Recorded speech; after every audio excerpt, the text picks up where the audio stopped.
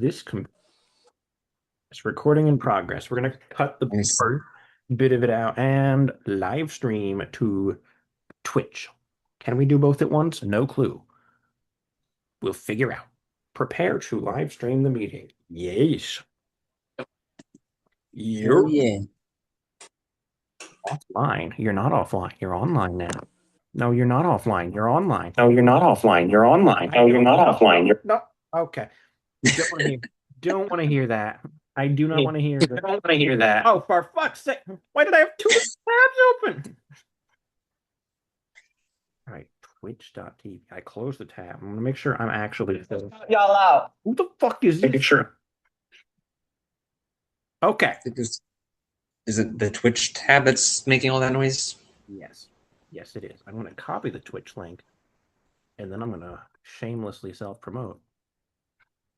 Hell yeah. We're gonna ping on the Discord.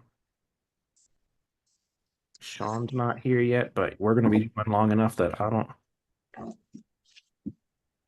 Yeah, it doesn't matter. So, obviously, we did not have a proper introduction here because I don't know what I'm fucking doing, but I've figured out what I'm fucking doing, I think. So, uh, yeah, ladies and gentlefish, we are doing a Star War with no script, no filter, nothing even remotely resembling a coherent plan. And yeah, this is the fuck it we ball kind of mentality on display here. Um no plan, just an officially licensed Burger King collab. Hell yeah. We love to see it. We love Star Wars merchandise. Matt, did you It's all die? I think Matt died.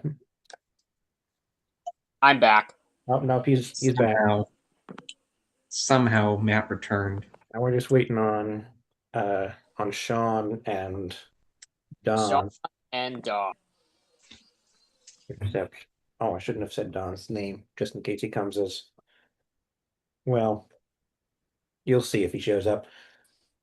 It's a 50-50. He might not.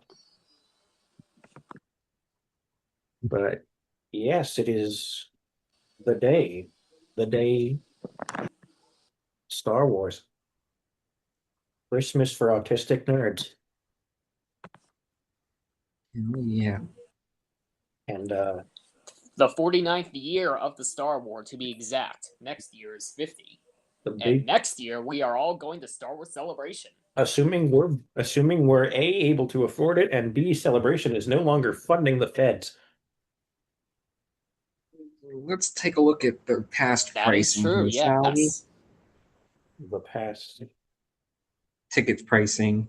Oh yeah, it's a little more. They put it up. I think in US it's closer to 270 for the full 4 days for the normal package. I mean, for all intents and purposes, it's not bad, but that's still a pretty steep hike from last year.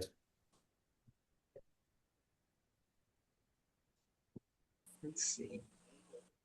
The key art for Celebration is really cool. I mean, it always is. They always get. A little LA vibes there because we're being set. Yeah, we're gonna drag Mousy because he lives like down the street anyway. Jesus fucking Christ! It is 12. It's $1,210 for the VIP package. Yeah, it makes sense. The VIP package is always like ridiculously.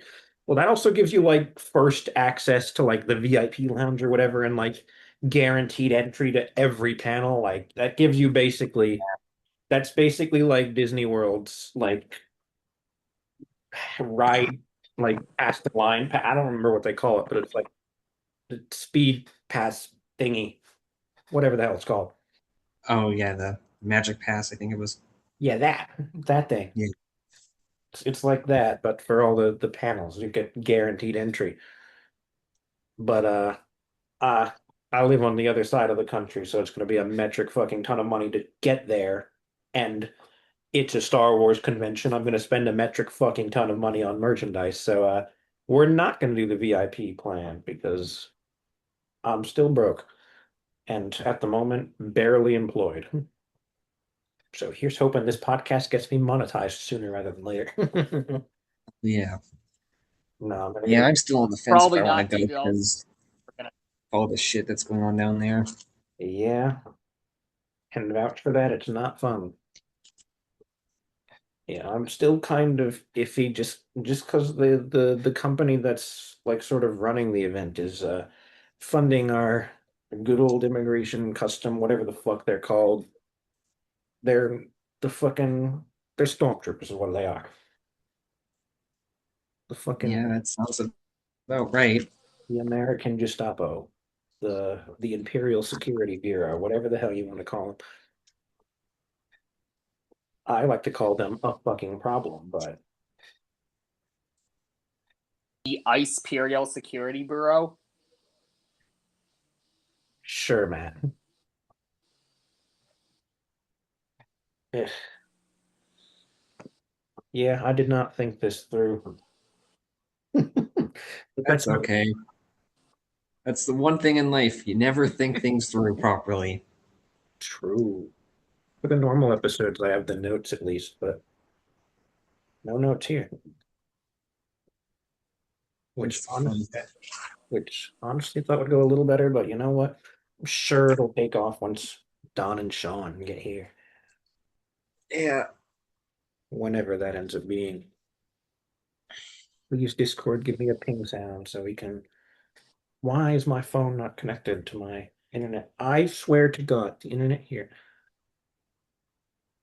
They disconnect my computer and kill the stream. I'm gonna lose my fucking mind. Like trying to do a fucking live stream here, man. It's a really bad live stream, but it's a live stream nevertheless. So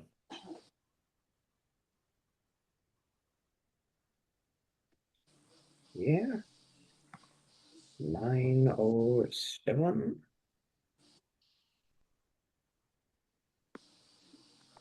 Obi-Wan. Yeah, I'll take the crown off.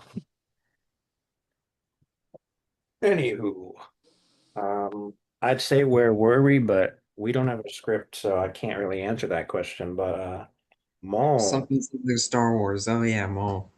something Maul, Oh, the one where the Darth doesn't think, formerly just the one where the Darth has no dialogue because they wanted to avoid the AI backlash, despite the fact Even that though they could have gotten a voice actor from Jedi Fallen Order to do the voice. they've got two different guys on speed dial. They've got Scott Lawrence and Matt Sloan. Yeah. Yeah, I actually went quite in depth in the Mall finale in this, or rather, next week's podcast episode, which is not going to be out until Sunday because that's how it always goes. But it is recorded because my uncle is back from Texas, and therefore we were a little more structured. We got it down to like 50 minutes instead of who's pinging me now? Who the fuck is pinging me? Oh, it's Sean. Sean says, Someone's shooting my school up right now. I lose a bet if I die here. Who's gonna collect the loot drops? Who's gonna come? for once, someone other than me makes a Fortnite reference. Good job. That can be any video game, Matt. Fortnite is not the only game that has loot drops.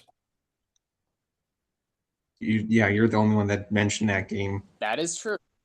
So, Matt, you have successfully done the very thing. Yep, you know what? We've connected it back to Fortnite. Wonderful. Time for your execution. Sorry, Matt. I'm gonna have to send you to Iron. Oh, my condolences. I'm just. Uh, dude, You know Matt, what? I think Ryan needs it more. You think Ryan needs? You're not wrong, but He's already there, though. That's the thing.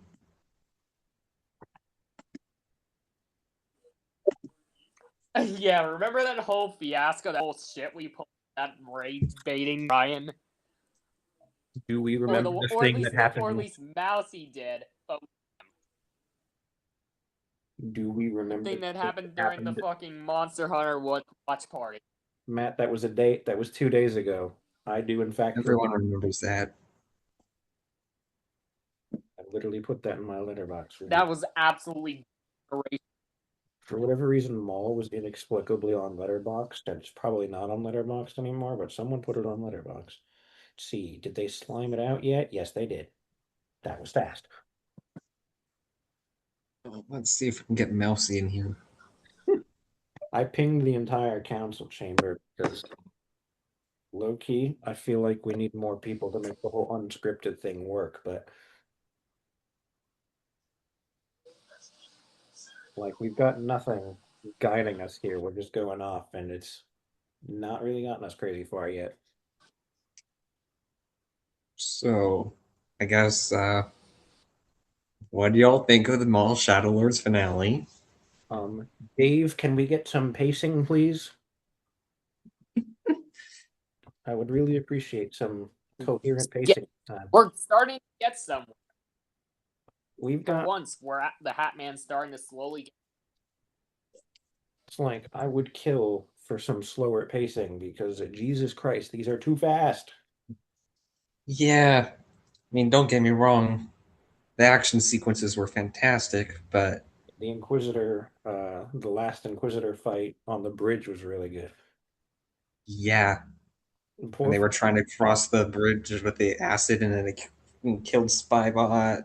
can't believe they killed Spyba, and they made him fall into the acid, so they can't even rebuild him. The audacity. Fuck Mm, it. That puts Merrick on the top 10 worst Star Wars characters list. fuck you, Merrick. If he tried that shit on Chopper, he would not survive. I think No. they've kept him alive in Ahsoka just to give him the attempt, just to give him the chance to try something like that on Chopper. See what happens.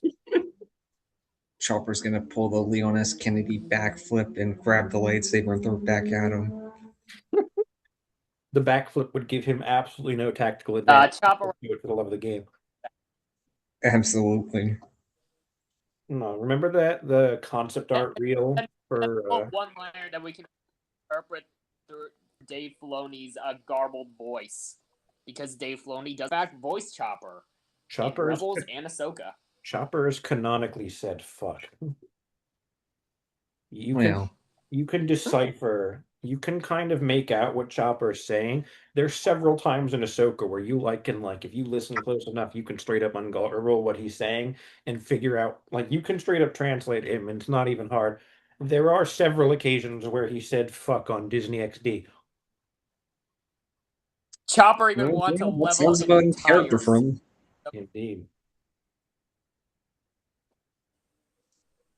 Well, did you see that concept art teaser for Ahsoka season 2 they showed at Celebration last year that leaked with the one Oh piece yeah. where Chopper's got the fucking machine gun? Oh, if that doesn't make the final cut, I will be severely disappointed. Well, and the picture of the piece of Hu Ying embracing his inner Grievous, Hell yeah. challenging. I think he was fighting Shin, I think, with the lightsabers in that picture for that art piece. Something tells me he's not gonna survive that fight then. No, no, no, he'll be fine. He's got thousands of years of He experience. always wins. You've seen how that motherfucker was moving 25,000 years old and he's still throwing hands. There was that one Clone Wars arc where he got his head and his arms ripped off and he was 1v1ing one of the pirates with nothing but his legs. I mean, he just roundhouse kicked the shit out of the one pirate after his arms and his face were blasted off. Yeah. Okay. The bro's Well, maybe he's got a chance after all then. the bro's ancient, but he's still got hands to throw. And he was straight up like that one guy that attacked him, the one droid or guard or whatever that attacked him in Ahsoka episode 4, you see him straight up like throwing hands like a professional fucking boxer. Bro's got generational hands there. And I mean that literally. He's been throwing hands for 25,000 years. Insane. Sarah, I swear, if we don't get to see him, who built Bro him is literally in the Dawn of the Jedi right. movie, that'll be a missed opportunity. I do want to see pristine Huyang. Even better, I love the fact that even 25,000 years old, he's still canonically 75% original parts, as he said in Ahsoka. I think episode 1, he said, in the first episode. He's like, yeah, no, I'm still mostly original parts. That's insane. Like, bro is simply built different. And it's what they do. That's capitalism for you. They don't build things to last anymore. Them vintage cars, they last forever, but new stuff, they're supposed to expire in 2 years, so you buy the new model. Huyang's got that ancient quality to him. Yeah. It's built to last, and he's built to throw fucking hands. Forced to teach younglings how to build a lightsaber. Or was being denied of his true potential for millennia. Granted, he also knows everything about lightsabers. His database is so vast that it would make Grievous very, very jealous. Honestly, I'm thinking about it. I kind of want to see his 25,000 reaction. years like Kind of want to at see them his all. reaction to I if still or find when he found out I still when Vernestra modified her die lightsaber into a light whip. for all. I still find it crazy that General Grievous died before the execution of Order 66. He would have had all the lightsabers to himself Bro was denied his true if he just calling. lived for a few more hours. Bro was denied his true calling. He had no. He was denied. As he says, it's time to begin to make things great again, or whatever he said at the end of Ahsoka.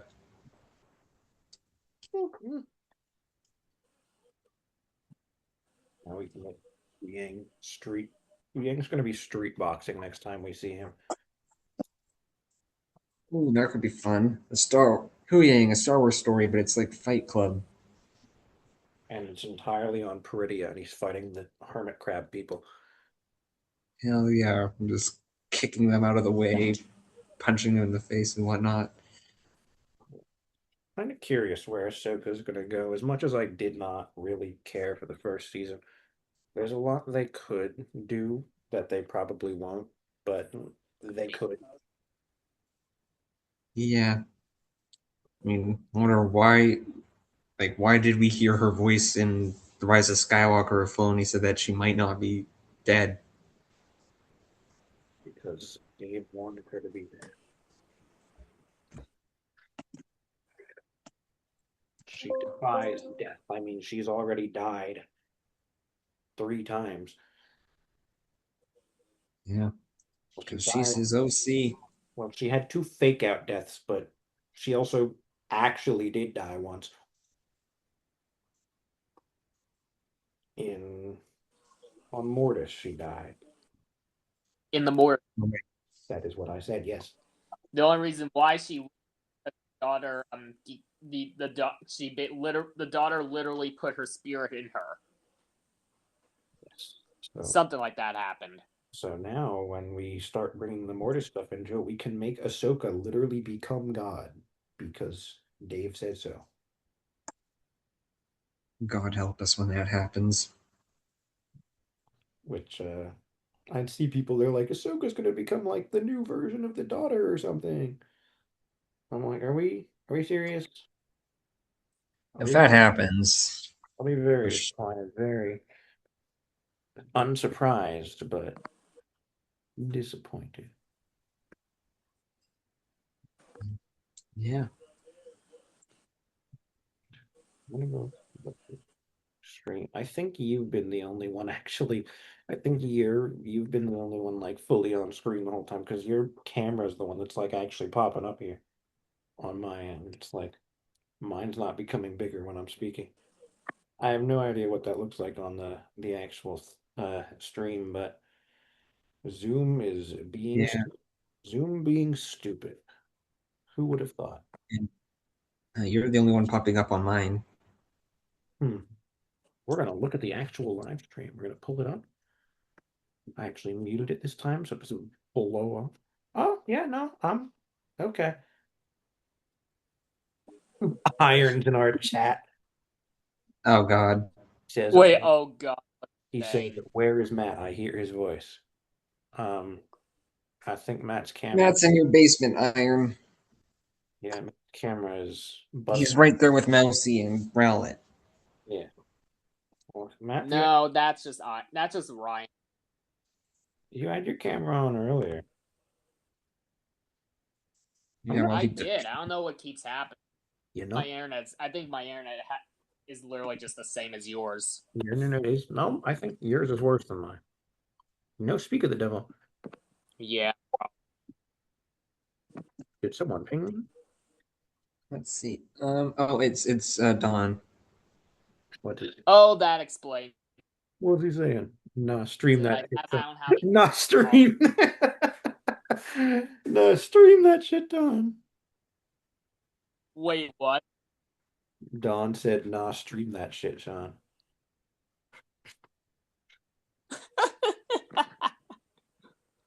But thought I was dropping POV.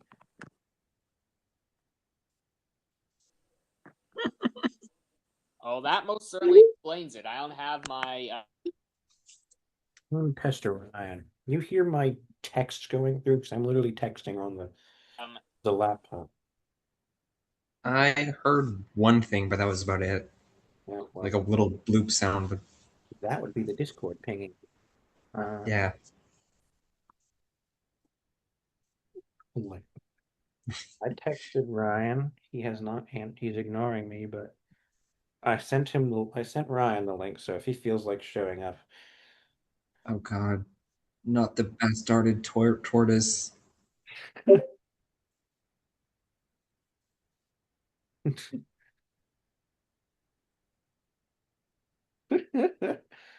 Sean will show the loot drop when Hell yeah, love to see it. Sean said he will stream. All right, Try and turn the volume up, and it's really quiet. just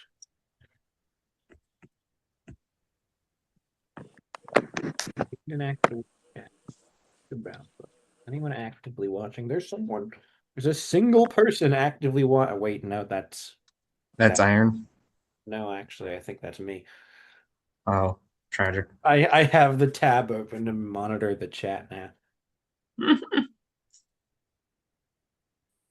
So I am our only viewer. I'm on the screen. We're doing great, That's guys. okay. We're just doing this for fun. We are, in fact. It's not doing. I'm gonna self-promo it more.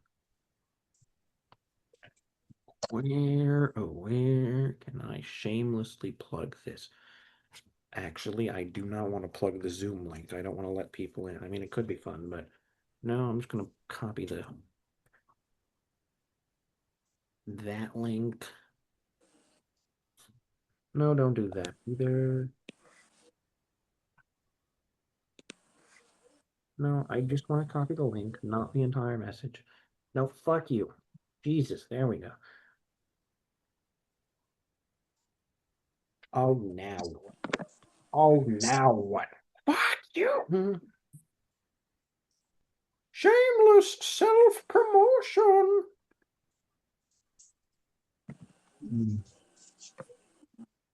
So now what?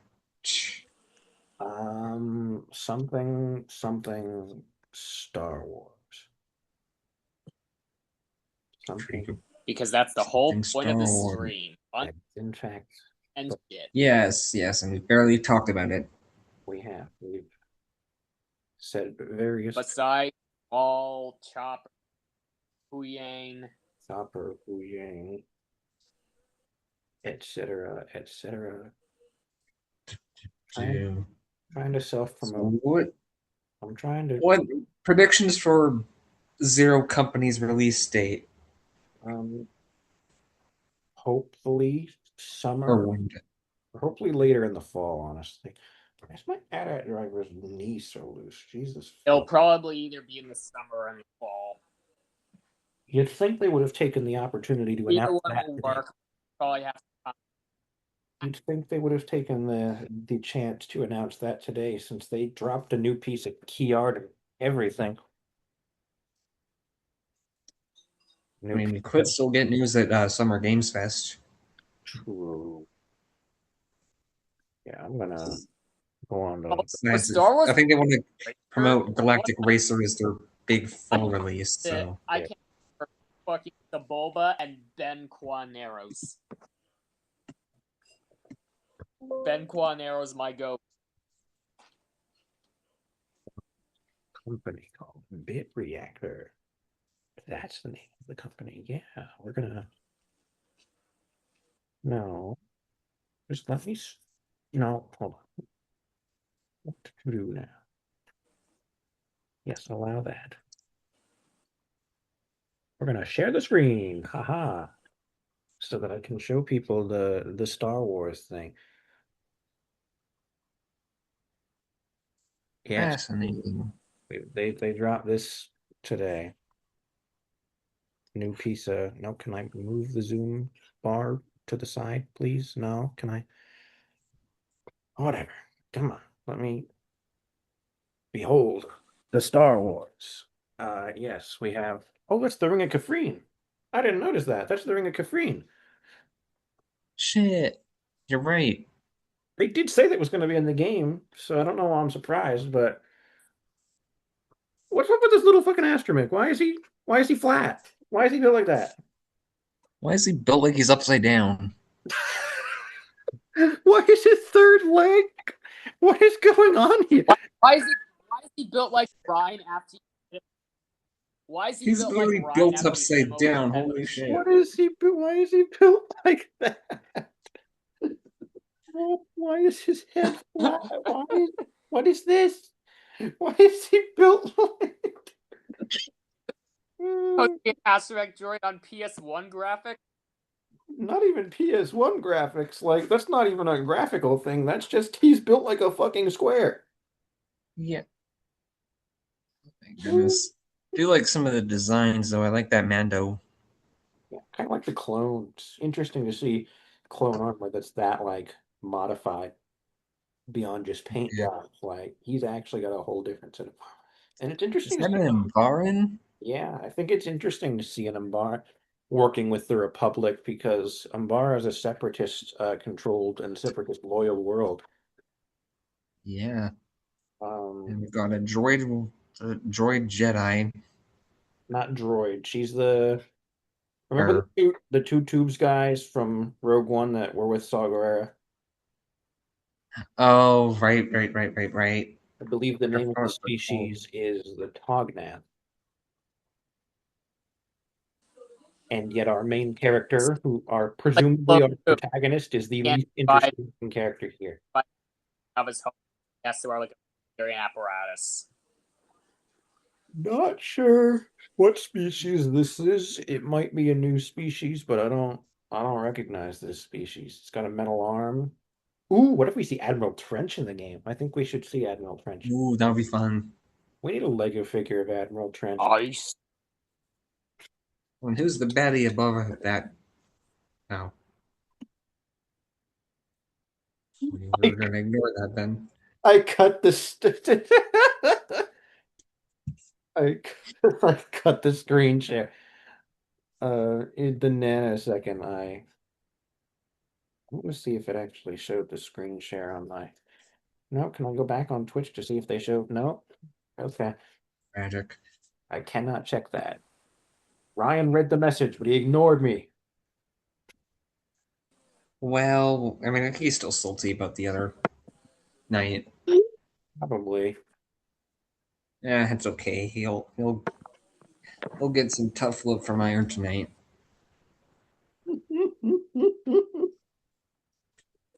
know what I mean? Yeah, he read the message. He's ignoring me. Little twerp.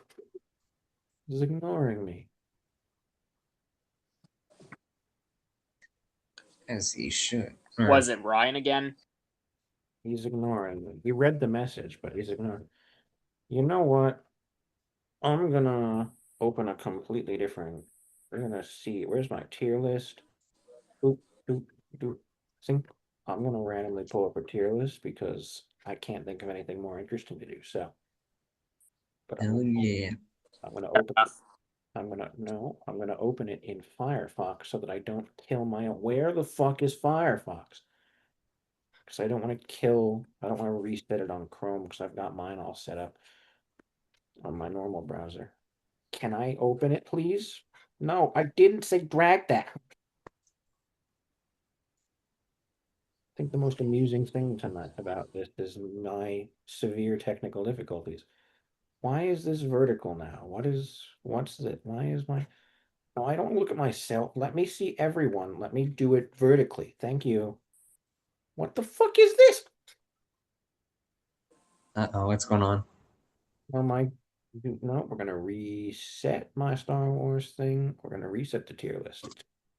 All right, now everything is good. The technical issues they're not even technical issues. I just am trying to get the display to look kind of normal. How do can I do, no, I guess we can. Okay. Share. Firefox. Share. I'm gonna check the stream on my phone to see if the screen share is actually showing up. Doing this through Zoom is probably not the smartest idea, but what am I gonna do? Oh, yeah, it's working. We're good. I do need to do some Ryan's at AP. What the fuck does that mean? Well, he's not at AP. At this time of day, at this time of year, in this part of the country, at this time of day, at this time of year.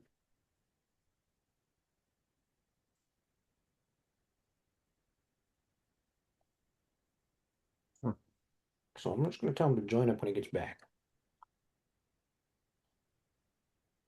Not slowing down anytime soon, so first of all, we're going to reformat this tier list because why has it only got 5 tiers? Fuck you. You're stupid. And we're going to do the colors because why is it green at the bottom? It should be red. Everyone knows that red. Holy shit, on the Reams jump scare. Yes, we did put Bondo Reams as the template for the Ewok show. Hell yeah. I made it. I uploaded it to TMDB. It stuck around for a while, but then they slimed it out. The TMDB mods are evil and corrupt and Bondo Reams is stupid. so generational. He showed up in the Mighty Morphin Power Rangers film. He was simply too powerful. The TMDB admins did not appreciate that. They did not appreciate the fact that he was all powerful. All right, we're gonna do this though because it's predictable. Shame we don't have Mr. Obama himself. Yeah. He'll be here, trust. Here's hoping he shows up while we're doing the tier list so we can hear his legendary story about Revenge of the Sith. Ooh.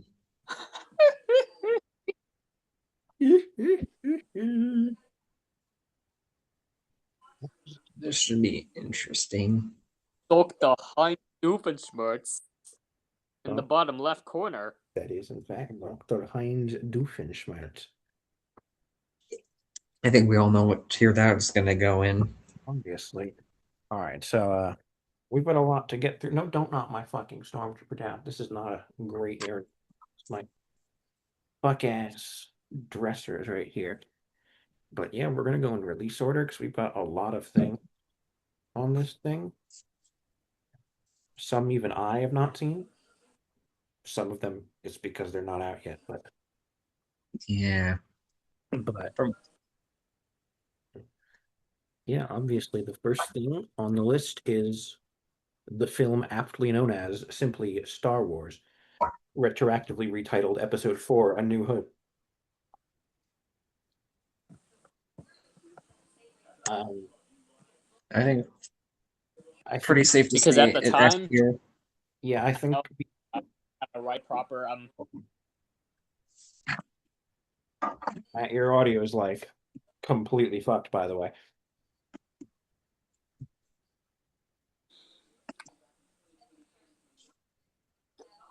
I thought my internet was bad. Yeah. I didn't have time to I went shopping earlier today, and I didn't have time to prepare my internet for this shit. Hmm. It's okay. We'll just make do with what we got. Yeah. Yes, we have the film known simply as Star Wars, and I don't think much discussion is needed. No, not there. There. Easy, obviously. Hell yeah. Followed by not The Empire Strikes Back, no, but the dreaded holiday special. Ooh. Easy Oh. S tier just for the rage bait. Now. We rage bait Mousy and Brian. Fine. F tier. Obviously, any higher would be treason. Now we can talk about the greatest motion picture of all time, and I will be accepting no arguments. It will stay there the entire time. Nothing will change its position. Also known as the first Star Wars movie 5-year-old me was introduced to.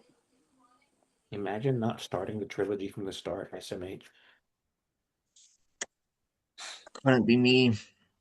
Couldn't be me. I mean, I watched the originals first the way the gods intended, but I watched the Yeah. prequels out of order, but no one cares. I mean, a lot of people care about the prequels, but I think Not us. no, we are civilized people. Return of the We Jedi. are still Also S tier because, come on. The I third act is just too iconic. I usually keep it in the A tier myself, but I'm not going to argue because it's still one of the original three. It's obviously worthy of the position. All right, what do we have next? Caravan of Courage and Ewok Adventure. Um, has anyone else actually seen it? I think either C or no. D.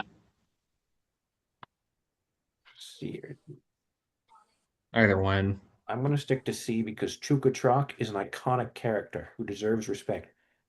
Chukatrak is one of the most underappreciated glup shittos.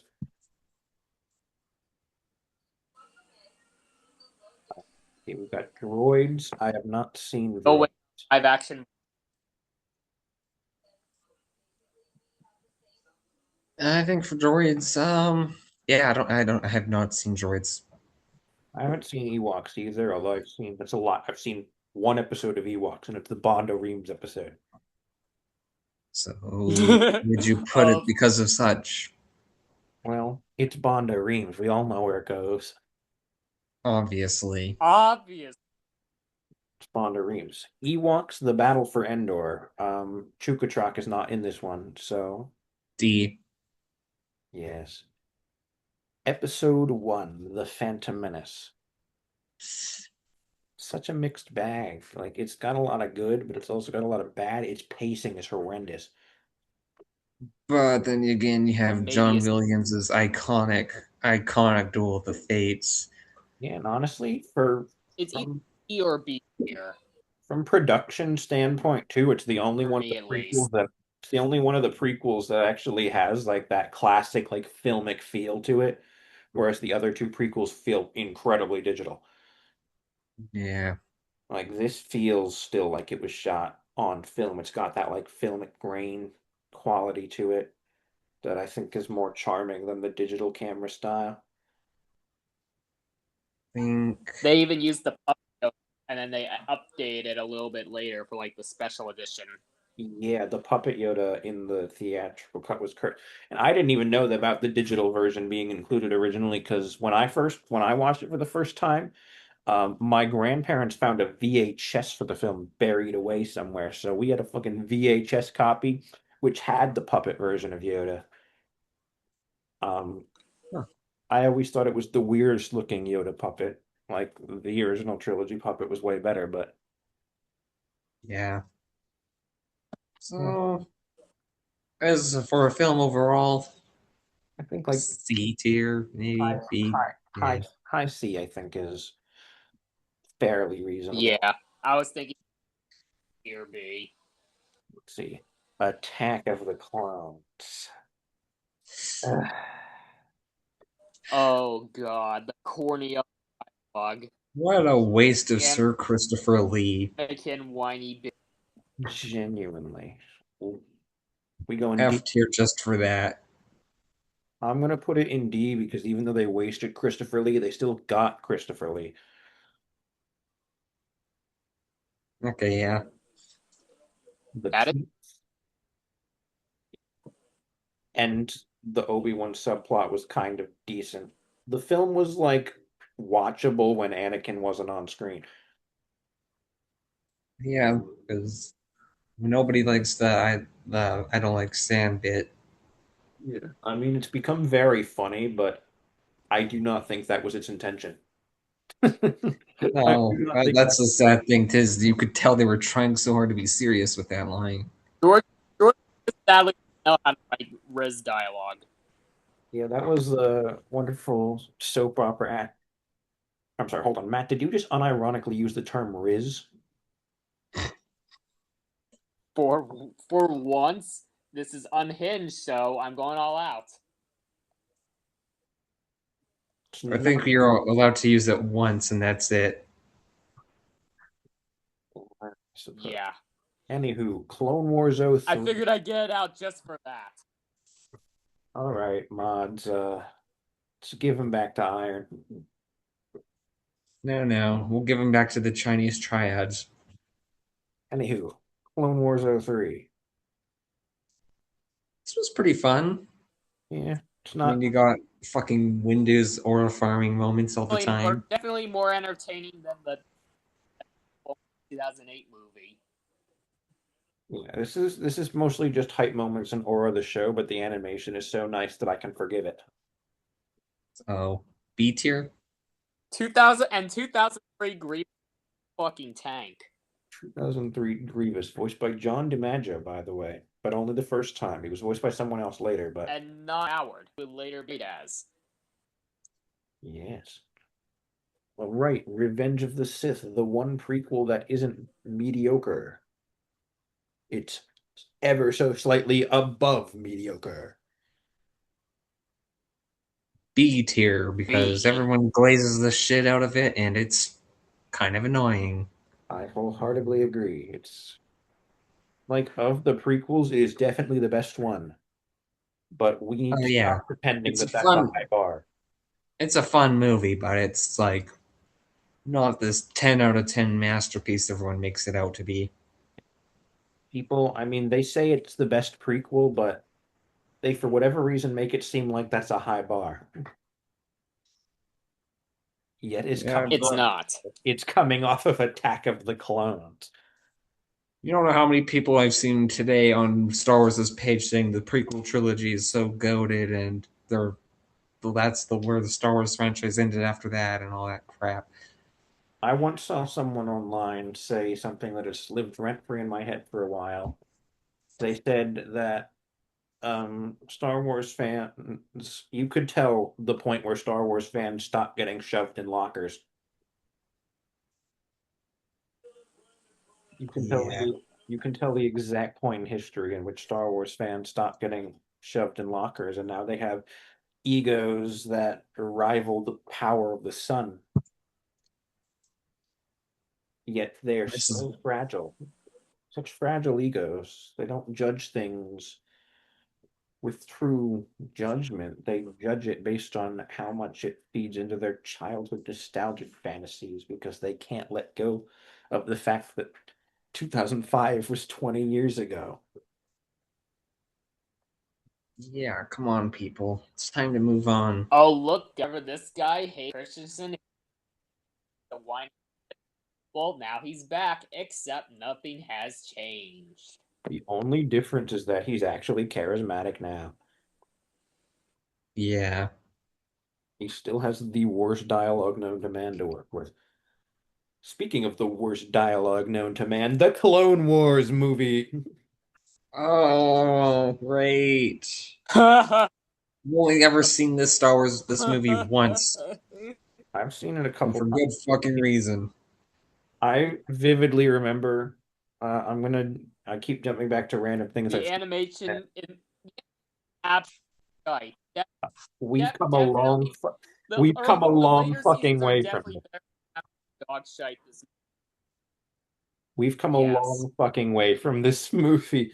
I Yep. remember Shay Frillis's letterbox review for this film is, and I quote, "If you have any attachment to Ahsoka as a character whatsoever, don't watch this movie." Yeah, no. Rookie mistake if you do. Yeah. Um, yeah, if you ironically think that, yeah, no, just rip Bozo. I mean, there's more than a few things that would do that nowadays, but at the time he This, posted that review, it was just this.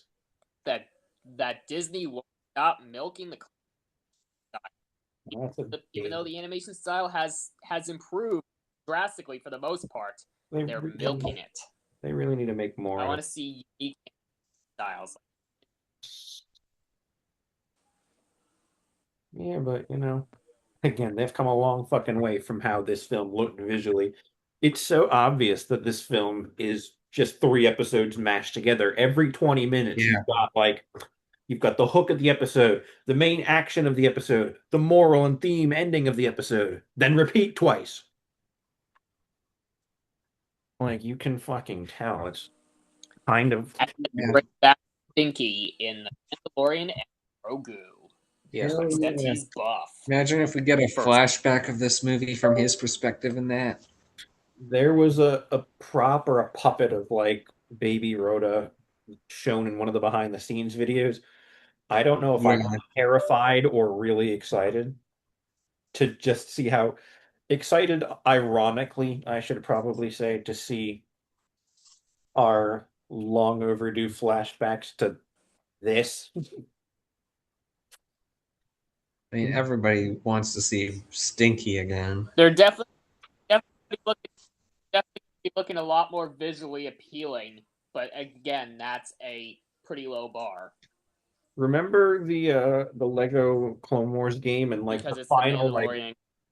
the final like secret level of the Lego Clone Wars game was a boss fight against Anakin and Ahsoka, but you played as Dooku and the Magna Guard on Tatooine at the end of this movie. Never actually got that far in the game, but I've seen Oh clips. yeah, I remember that. I That was also cool. was Yeah. impressed Even if that game was, well, we'll get to that when you get that to that, I time. suppose. Well, actually, no, it's not on this list, but the Oh, only Lego things on this list are the ones that had a big enough budget to be released on streaming. let's see. So everything from the holiday special onwards, and not the games of like I could have put them on a template, but the games mostly it's just canon stuff here. Anywho, the Clone Wars TV show, the one that somehow managed to find its footing in like two seasons. It took a while, but once it did, it was mostly pretty good, except for when it wasn't. It's all What, over. you didn't appreciate the droid arc? No, no, no. We love Meeber Gascon, my goat. It is George Lucas's favorite arc, after all. Well, obviously, it's got Meeber Gascon. The goat. But like, it was definitely like people will praise the Clone Wars season seven like it's the greatest thing Star Wars has done in years, and the season has and only the last third of the season is actually good. I mean, the Bad Batch arc was very firmly in the okay tier, and the Martez sisters arc was just kind of not that good. Yeah, didn't they rework the Martez sisters from an original male character? 'Cause I Yeah, remember seeing something about that in the early drafts of that arc. yeah, that was it was just one dude, but they made it, and I don't care that they did that. The problem is that the sisters are kind of stupid. Also, I find it funny how I think they're based a off question Latino women, Bad but Batch. they're drug runners. What did Disney mean by making the two Latino characters drug runners?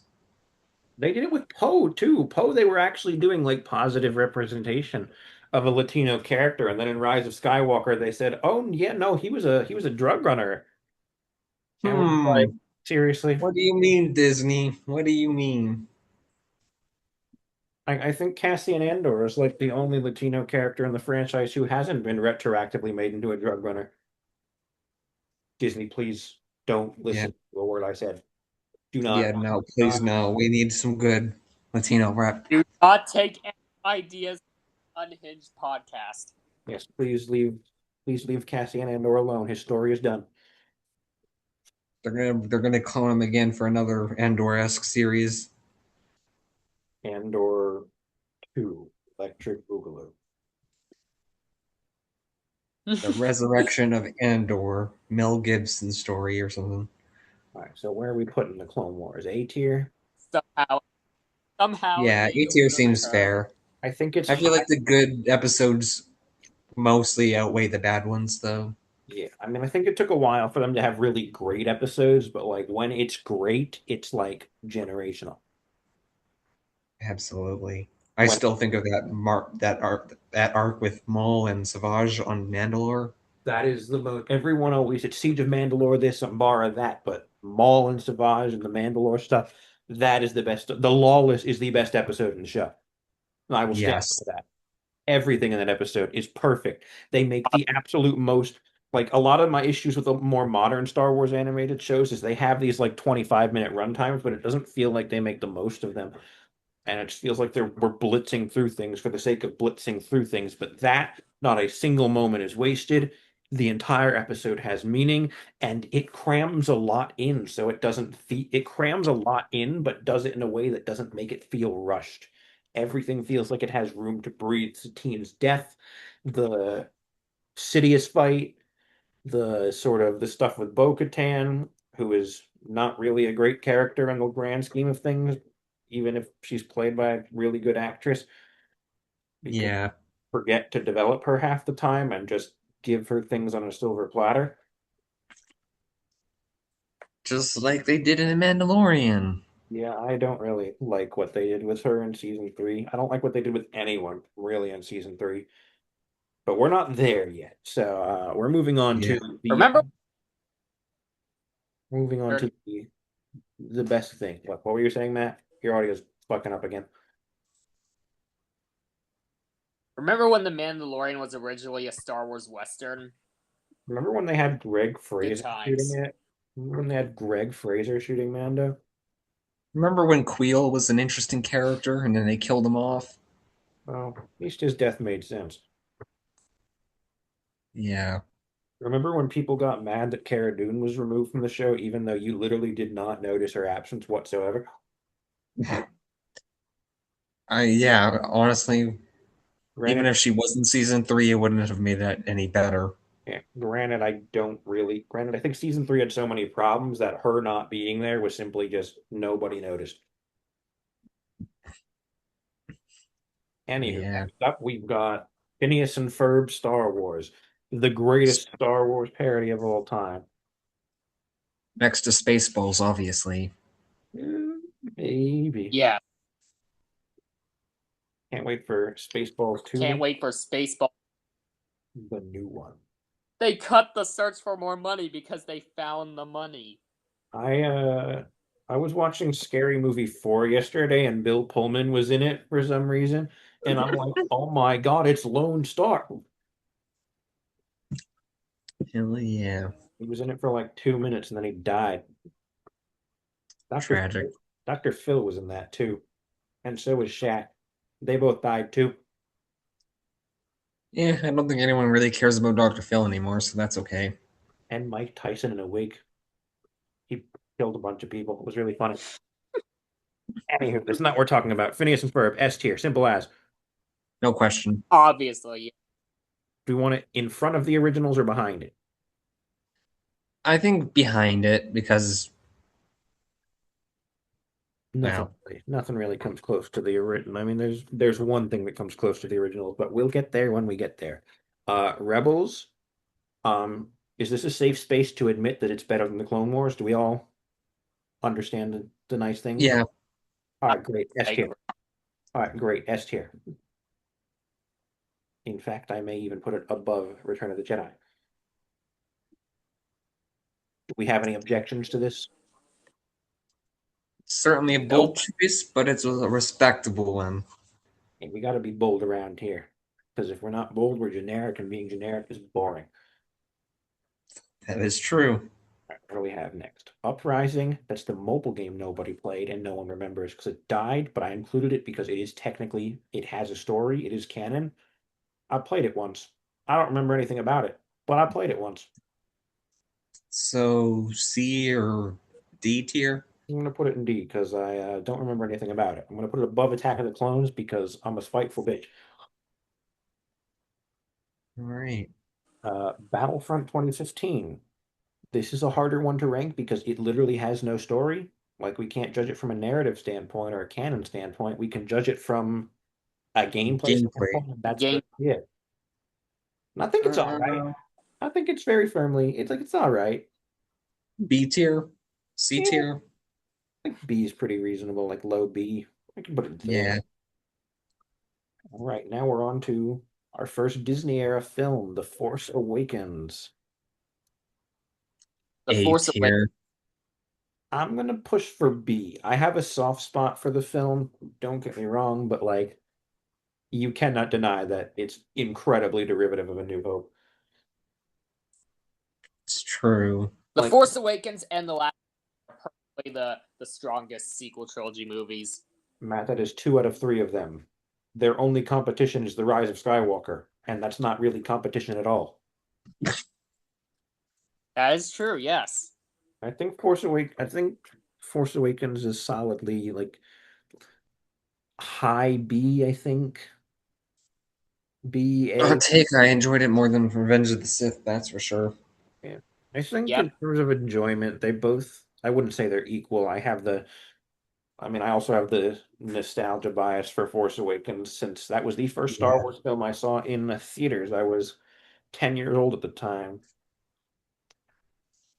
Yeah, I know, same.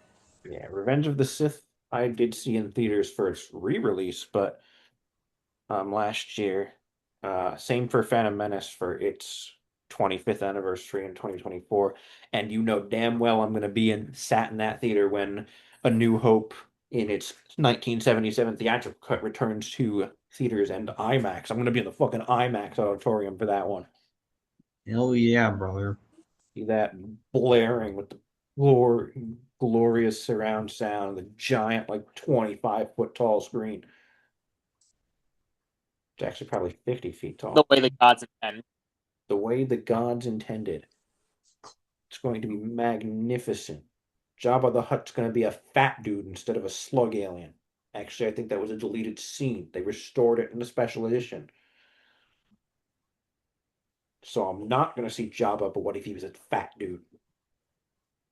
No, That's okay, though. We're going to get to see A New Hope, but without the McClunky. tragic. McClunky. McClunky. Mac- The best addition Mac- to any Star Wars media ever. It's so funny. I honestly like it. I'm not even mad about it. It's too funny. Here we have Rogue One. S tier. No question. S tier. Where in the S tier though? We want it here, you want it a little lower, below the original trilogy, or I think above Rebels. that's reasonable. That's reasonable. That's exactly how my ranking is the first two my top three is these two and the yeah. Yeah. Yeah, Rogue One. Still remember getting to see that in the D-box premium screening, and during that third act when the seats were moving during the whole battle, that was generational. Never been to a D box or a 40X or any of those weird ones with the moving seats. Mostly because I don't want to, but D-box, you can actually adjust the speed of the chair yourself. It's not like it's set like the 40X ones. interesting. Yeah. Shit, But I it haven't would be like best for like a Star Wars film to go see. yeah, I haven't even seen movie in 3D since I was 5. The literal first movie I ever saw in theaters was Toy Story 3 in 3D. That was both the first and last time I watched a movie in 3D. Would not recommend. Yeah, at I, least D-Box isn't 3D though. yeah. I've always wanted to go to a Screen X theater with the two extra screens. Oh yeah, that looks so weird to me. It does Like look you're kind of trying to weird. concentrate on like the middle screen, but then the two side ones are kind of dividing your attention. Well, the side ones aren't meant to sort of do that. They're meant to sort of immerse you. Like the main screen is obviously the main movie. Like that's what you need to be paying attention to. But it's sort of like the two on the side are specifically like they don't go into the whole room from what I've seen, like pictures and stuff. They just cover like the sides. So they're like if you're looking head on, the two side screens are like in your like line of sight, like in your peripheral vision. Yeah, You can always see them, but it's like they take up your entire eyesight. So you feel sort of a little more immersed. I mean, it does seem a little gimmicky to me, and I don't love the more gimmicky premium formats. I've always thought they were kind of weird. I'm content with IMAX and Dolby because those are the only ones I know where to find. But because my AMC by me conveniently has both an IMAX and a Dolby. I will actually be seeing Mando in IMAX because even though I don't think it'll be worth the IMAX, I do still want to see a Star Wars movie in IMAX because I wasn't able to for any of the Disney era movies because I didn't know this theater existed yet, or the early Disney era movies. yeah. Yeah. I think speaking of Disney era, we got Horses Forces of Destiny. for the three people that remember that and the weird Hasbro Barbie dolls they did for them. I think I watched like one episode of it. Watched a handful of episodes. I know I saw the one where Ahsoka trains Ezra, the one where Chopper teaches the Ewoks how to man a machine gun. If we don't get something like that again, that'll be a waste. But yeah, the animation Hell, was we don't kind of get cute, Chopper. but that was about it. Yeah, I didn't. I think I didn't love the art style. I don't know. I mean, I'm okay. I didn't. I mean, I like 2D animation, but I feel like this art style always felt kind of clunky and stiff to me. So C tier then. Yeah, I think it's valid. We put it no Chukatrak, so it doesn't go above Ewoks for Caravan of Courage. Battlefront 2. Um, it's better than the first Battlefront, but I also think it's held back a bit by its kind of terrible story mode. Yeah, They and it's probably cool that they tried to expand on some of it with the novel and some other tie-in novels as well. But Yeah, because didn't that Resistance Reborn book have Zay and Shriv in it? I think so. Yeah. Shout And then out there to was the actual Battlefront 2 novel itself. the prequel, the Inferno Squad book. Yeah. I'm pretty sure I tried to listen to that audiobook once when I was using an Audible free trial in like eighth grade. I think I tried to listen to that and the Phasma book. I only got one chapter through Inferno Squad. Phasma I fell asleep to while my phone was at 1%. And then I woke up at 5 in the morning, 5 hours, 6 hours later. My phone was it was still going. My phone had been at Jesus. 1% the entire time. And mind you, this was an older iPhone. This was like an iPhone 6 or maybe an iPhone 7. So Oh my. I'm like legitimately in like that story lives rent free in my head because I do not know how the fuck it stayed alive that long. It was at 1% when I fell asleep and it was still going 6 hours later. Must have really wanted you to The listen to phone that that remains. story. You really need Rightfully so. Phasma is a peak novel. I need to read more stuff. I need to read more in We don't general. know a lot about. I need to read more in general. I need to beat the Star Wars fans are illiterate allegations, which is true for the most part, but As in case in point as to most of the criticism surrounding a certain show which we'll will get to eventually. Well, that and people whining and moaning about how much they want Darth Vader centric story. They're like, I want a Vader show, I want a Vader game, I want a Vader movie. And I'm like, brother, there's like 12 different Vader comic series. Pick your fucking poison. Plus, we just got the fucking Master of Evil, which isn't really about him, but he's still in there somehow.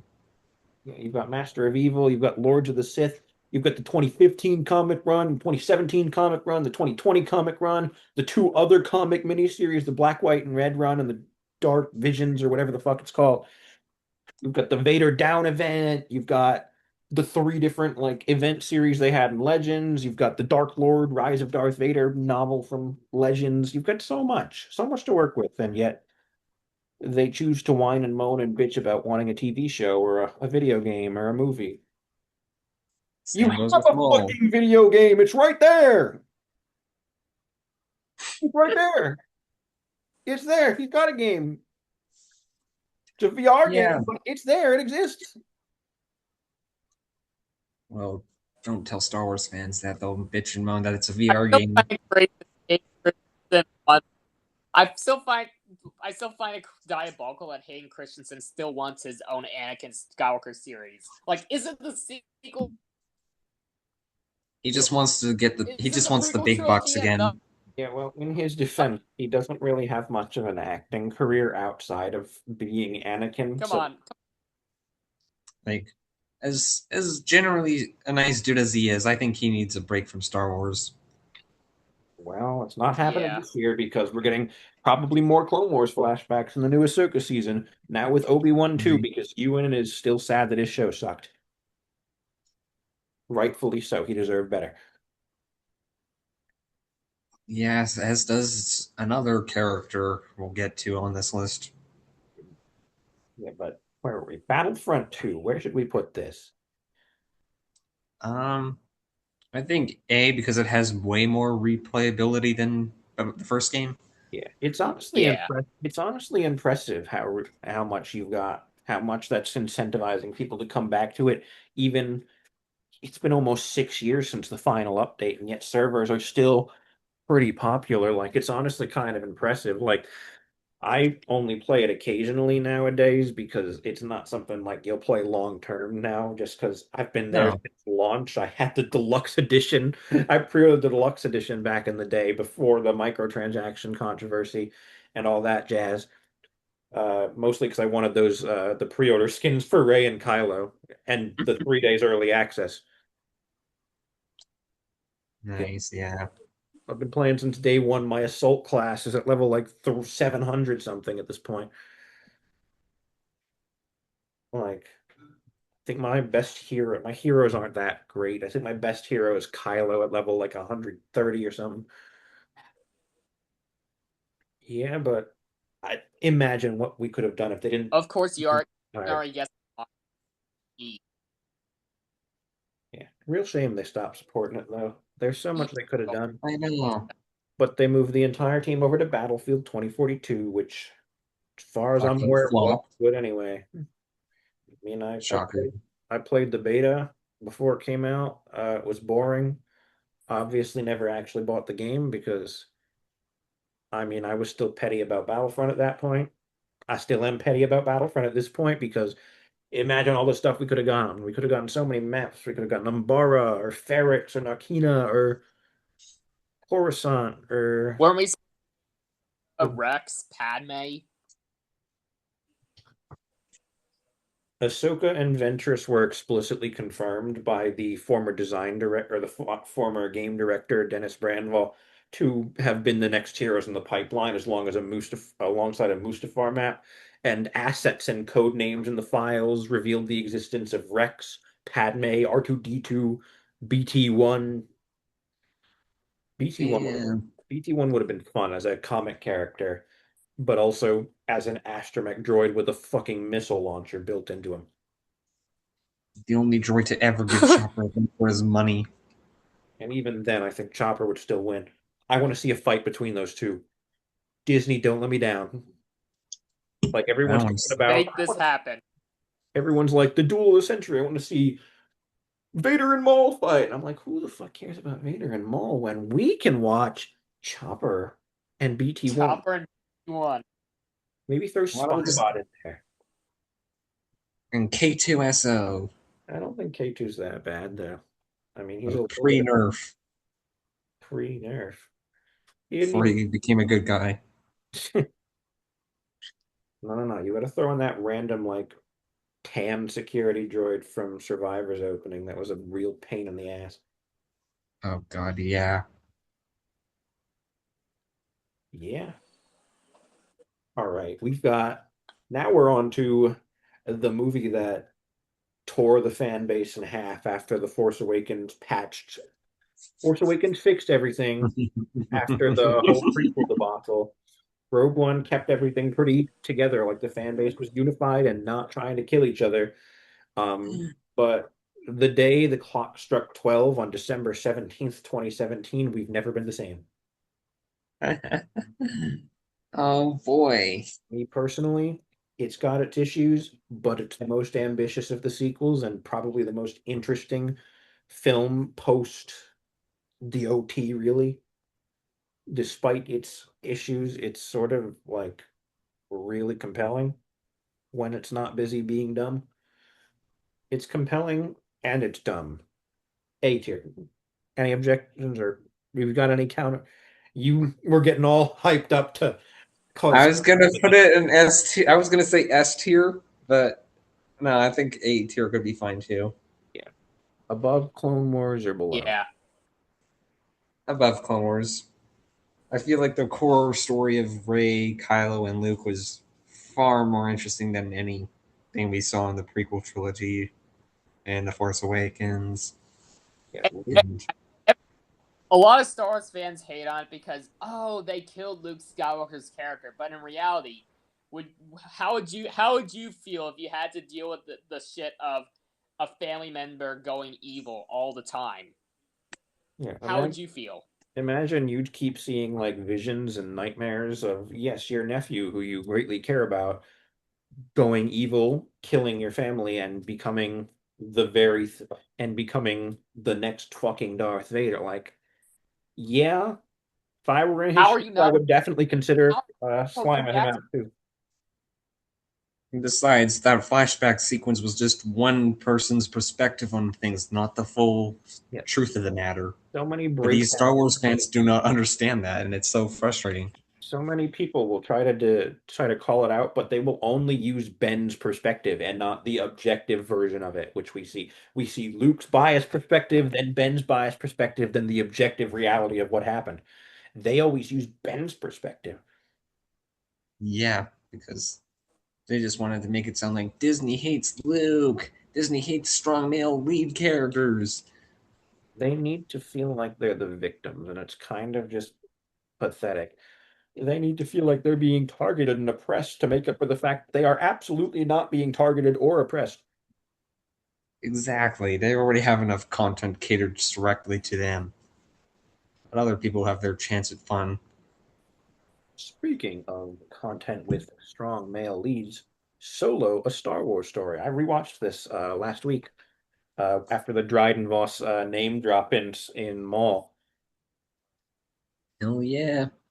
Um, and I'm tired of pretending it is anything short of a banger. It is So so A underrated. tier? Absolutely. I'm going to put it below Clone Wars because I think we've had him because we're going to have quite a few more controversial takes that'll get a shot in here. So I'm going to try and play things a little reasonable here.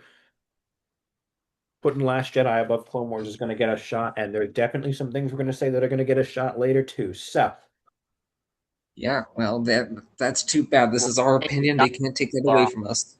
that's true, but Oh, seven. Now we have one of the weaker entries in Star Wars coming up here next.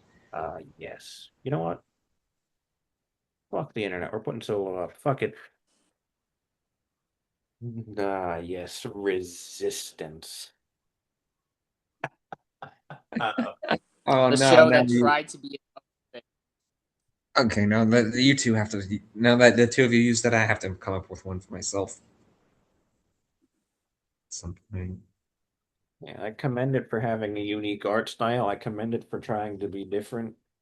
I do not commend it for failing to commit on half the promises. Because at the end of season one, it genuinely felt like it was going to take a tonal shift for the better. Like it looked like it was starting to get good towards the end of season one.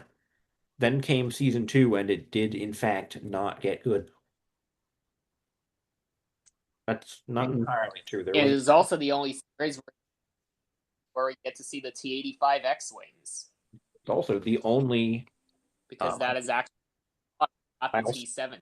I also believe, interestingly enough, it alongside Andor is one of it and Andor are the only two Star Wars TV shows or on-screen pieces of media that do not depict a lightsaber in any capacity.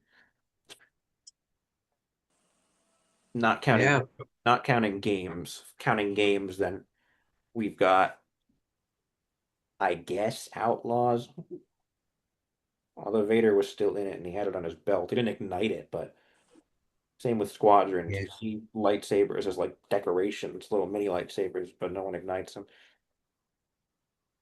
But So for Resistance, I mean, it was cool seeing some of the sequel actors reprise their roles in this. yeah, It was fun seeing Oscar Isaac play Poe again, but I liked some of the episodes where Poe came in and went on like Cap- the season one.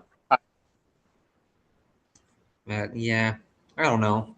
I I think also liked it's seeing it's kind of Kylo. just okay.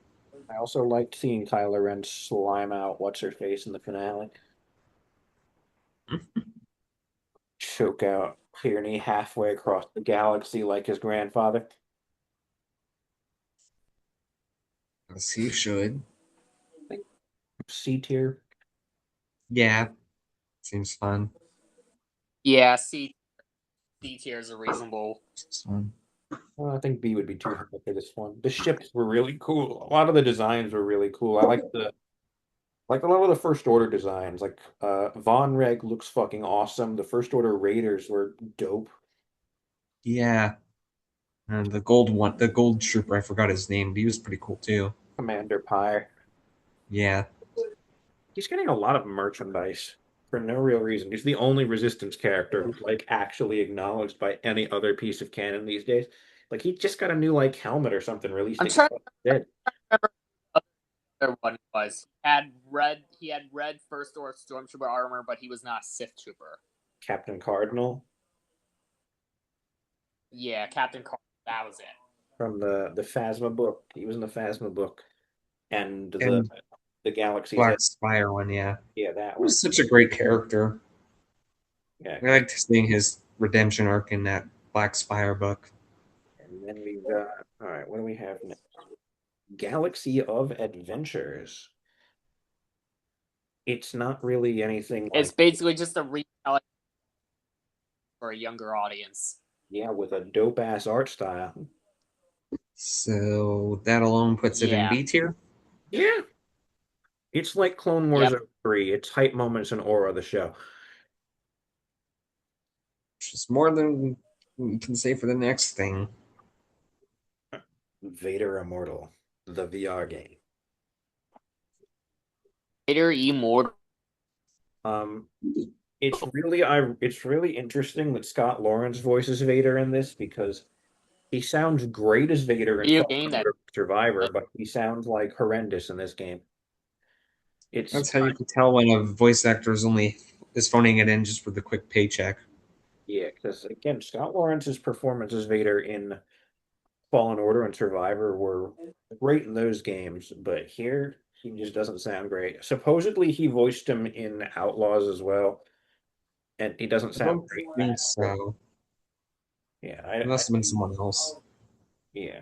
No, every time I try to look it up, there's not much pointing towards anything, but the only thing I ever see is them saying it's Scott Lawrence. So, I mean, I believe it. He sounds pretty close to how he sounds in Vader Immortal in Outlaws, which Vader Immortal again is confirmed also, if I remember, Lawrence. plot literally the Darth trying to resurrect his wife. Yeah, he seems to do that a lot. He tried that on like three different occasions.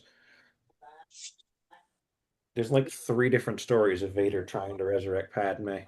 I've actually played a bit of this on my sister's. My sister's had an Oculus Quest back when it was still called Oculus Quest and not Meta Quest. So I played a little bit of this. I mostly just played the arcade mode, although I did play the third episode of this story once. But yeah, mostly I just play the arcade mode because I'm just here to swing around a lightsaber. And like it's kind of clunky, but I've always said a VR like saber fighting PvP game would be like generational. So you could fight like an actual person with a lightsaber and not just training droids, which again, I did the training mode most of the time because more often than not, all I really wanted to do was swing around a lightsaber like a crazy person and I not mean, have who doesn't? the actual plot. They have a version of it that the version of the arcade mode at arcades, um, like an actual like at Dave and Buster's and shit. Like every time I go to Dave and Buster's, my sisters will be like trying to win as many tickets as possible, and I just keep going back to the Vader headset because I want to swing around a lightsaber like a crazy person. Although it is Don't dizzy, we all? although it is kind of dizzying, I really don't like VR too much. It's headache inducing at times. Like I can only do a VR for a little bit before it starts to get like nauseating. But you get to swing around a lightsaber like a crazy person in VR, so I think that makes this perfectly mediocre to balance out the kind of stupid story. I think C is a good place for it. Like put it above Yeah, put it above Resistance because I get to swing around a lightsaber like a crazy person in VR. Uh yeah, Next up we have The Mandalorian. It's Fall from Grace. yeah. Well, it If fell we faster from grace than Stranger Things did, so yeah, if we did this tier list in like 2020, I would have put it firmly in the A tier. but you just can't. Not anymore. Season three hurt it like bad, like real Yeah, bad, to the point where we've got a Mandalorian movie coming out, and I really am just not excited. I'm more excited about the random Stormtrooper Black Series figures we get for army building purposes. Because of so, marketing. Because so B tier. I The think green fuck only Because the exists first two now for seasons marketing purposes. are genuinely pretty good, but season three holds it back, so I feel like B tier would be fine. high B tier because like season one was like genuinely something special. Yeah, I mean, they had the man, the myth, the legend himself, Greg fucking Fraser, shooting that shit. I mean, only for back when a couple the episodes. back when the volume technology was actually something that was handled well. I think the moral of the story going further into the seasons is that Greg Fraser is actually the only person who knows how to use the volume properly. Yeah, And this is why he is the GOAT. as we see problem with the volume in three other shows later on. It is. But before we get to the final entry of the Skywalker saga, until they decide that it's no longer the final entry of the Skywalker saga, Fallen Order. S tier. Matt, are you going to object to that? Because I'm sure as hell not. No objection? Okay. Yeah, Where in So the was we want doing. where do you think we should put this? I want to say above Rebels, either above or below, but I think above. Yeah. Followed immediately by uh, the The one Rise of Shitwalker. we do not speak of. We will put this High, F tier. I think high F is yeah. We'll put it above the Clone Wars movie because at least it has one plot structure and not three. And also because Ian McDiarmid steals the show every time he's on screen, But, which, but quite frankly, isn't enough, to be honest. yeah. And it's also somewhat visually pleasing. Yeah. And it does At have a least it couple of feels, decent at character least moments, it feels but like a movie, which I can't say for the next movie that's going to be releasing this year. The next movie. I mean, we'll get to that when we get there. We would talk about it a little bit since it's like 3 weeks out, and some people have already seen the first 25 minutes of it. Oh, yeah, and speaking, I saw some people actually were talking about the IMAX event they got to attend to today. Yeah, that was what that was. It was like the first 25 minutes of the movie or something. And I'm been pestering people on Twitter to figure out whether or not it has the a long time ago in a galaxy far, far away at the start, because that is neat to know. If it doesn't, then it's not real. Like, I know the shows don't do that, but this is a movie. It better fucking have a long time ago in a galaxy far, far away at the beginning. Because even the spin-offs did that. They didn't have opening crawls, but they had the a long time ago. Better. It's like Well, you can't a just Blade. drop it because it's a movie based off a spin-off show. It's still a movie. Even the Clone Wars movie had it. We do know this movie's gonna have opening credits, like for the cast and crew, so that's Dude, kind of weird. Star Wars movies don't do that. The first, Yeah, but this one's doing that for some reason. Even the show doesn't do that, which is why it's kind of weird. It just doesn't feel right. I mean, we'll see, but like, I'm getting a little off topic here, but you know what? We're off the rails here anyway. You think Starfighter will have a crawl? Didn't they say that all films and stuff will have crawls I going believe forward? I believe Kathleen said that at Celebration 23, but And we know like some of the TV shows are started to use it, like Acolyte and Skeleton Crew. and Ahsoka. Yeah, Yeah, not conventional opening crawls, but I mean, I'm thinking like a conventional. Part of me thinks, I mean, when Kathleen said that, Mando and Grogu had not been greenlit yet, but so, fucking it better. but You'd I, think they would take that into consideration. yeah, I think in Starfighter's case, it's like comparatively to Mando and Grogu, like you look at the logo is the Mandalorian and Grogu with Star Wars and tiny text at the top. But you look at Starfighter's logo, it emphasizes the Star Wars part of it, the way Yeah. in a way So that you don't really see with non-spin-off projects much. so here's hoping they take the time to actually set the stage for this new time period they're going to be exploring in that movie. Plus, I kind of am curious to hear what the rendition of like the main theme will sound like by a non-Williams composer. I mean, we've heard it a couple times from games and like the Shadow of the Empire or Shadows of the Empire soundtrack that they did for the novel for whatever reason, which that sounded pretty good. But this is a good composer too. This is Thomas Newman, part of the legendary Newman clan. Hell yeah. 'Cause, Because everyone else is going to be doing the heavy lifting but Sean Levy, yes, the editor. the editor. The editor. No, no, no. He edited Anthony Hopkins' iconic death scene in And he went on to edit fucking Ant-Man and the Wasp Quantumania. and like 2 episodes of Mando. So we're going to be on a real It's hot okay. streak with that one. It's okay though. The cinematographer is good at his job, and so is the composer. I mean, Thomas Newman. He scored Spectre and Skyfall. Yeah. And it's not being written by Sean Levy himself. Yeah, being written by the guy who wrote Sean Levy's The Atom Project, which was a movie that existed. It was definitely the least bad of the unholy trinity of Levy Ryan Reynolds collaborations, but hey, this is not a Levy Reynolds collaboration, so there is hope for us yet. Yeah. Speaking of, did this next project live up to your hopes and expectations? I was hyping up this game before it came out. Then I played it when it came out for like an hour, and then I forgot about it for a month. And then they shut it down. I still need to sell my squadrons physical disc.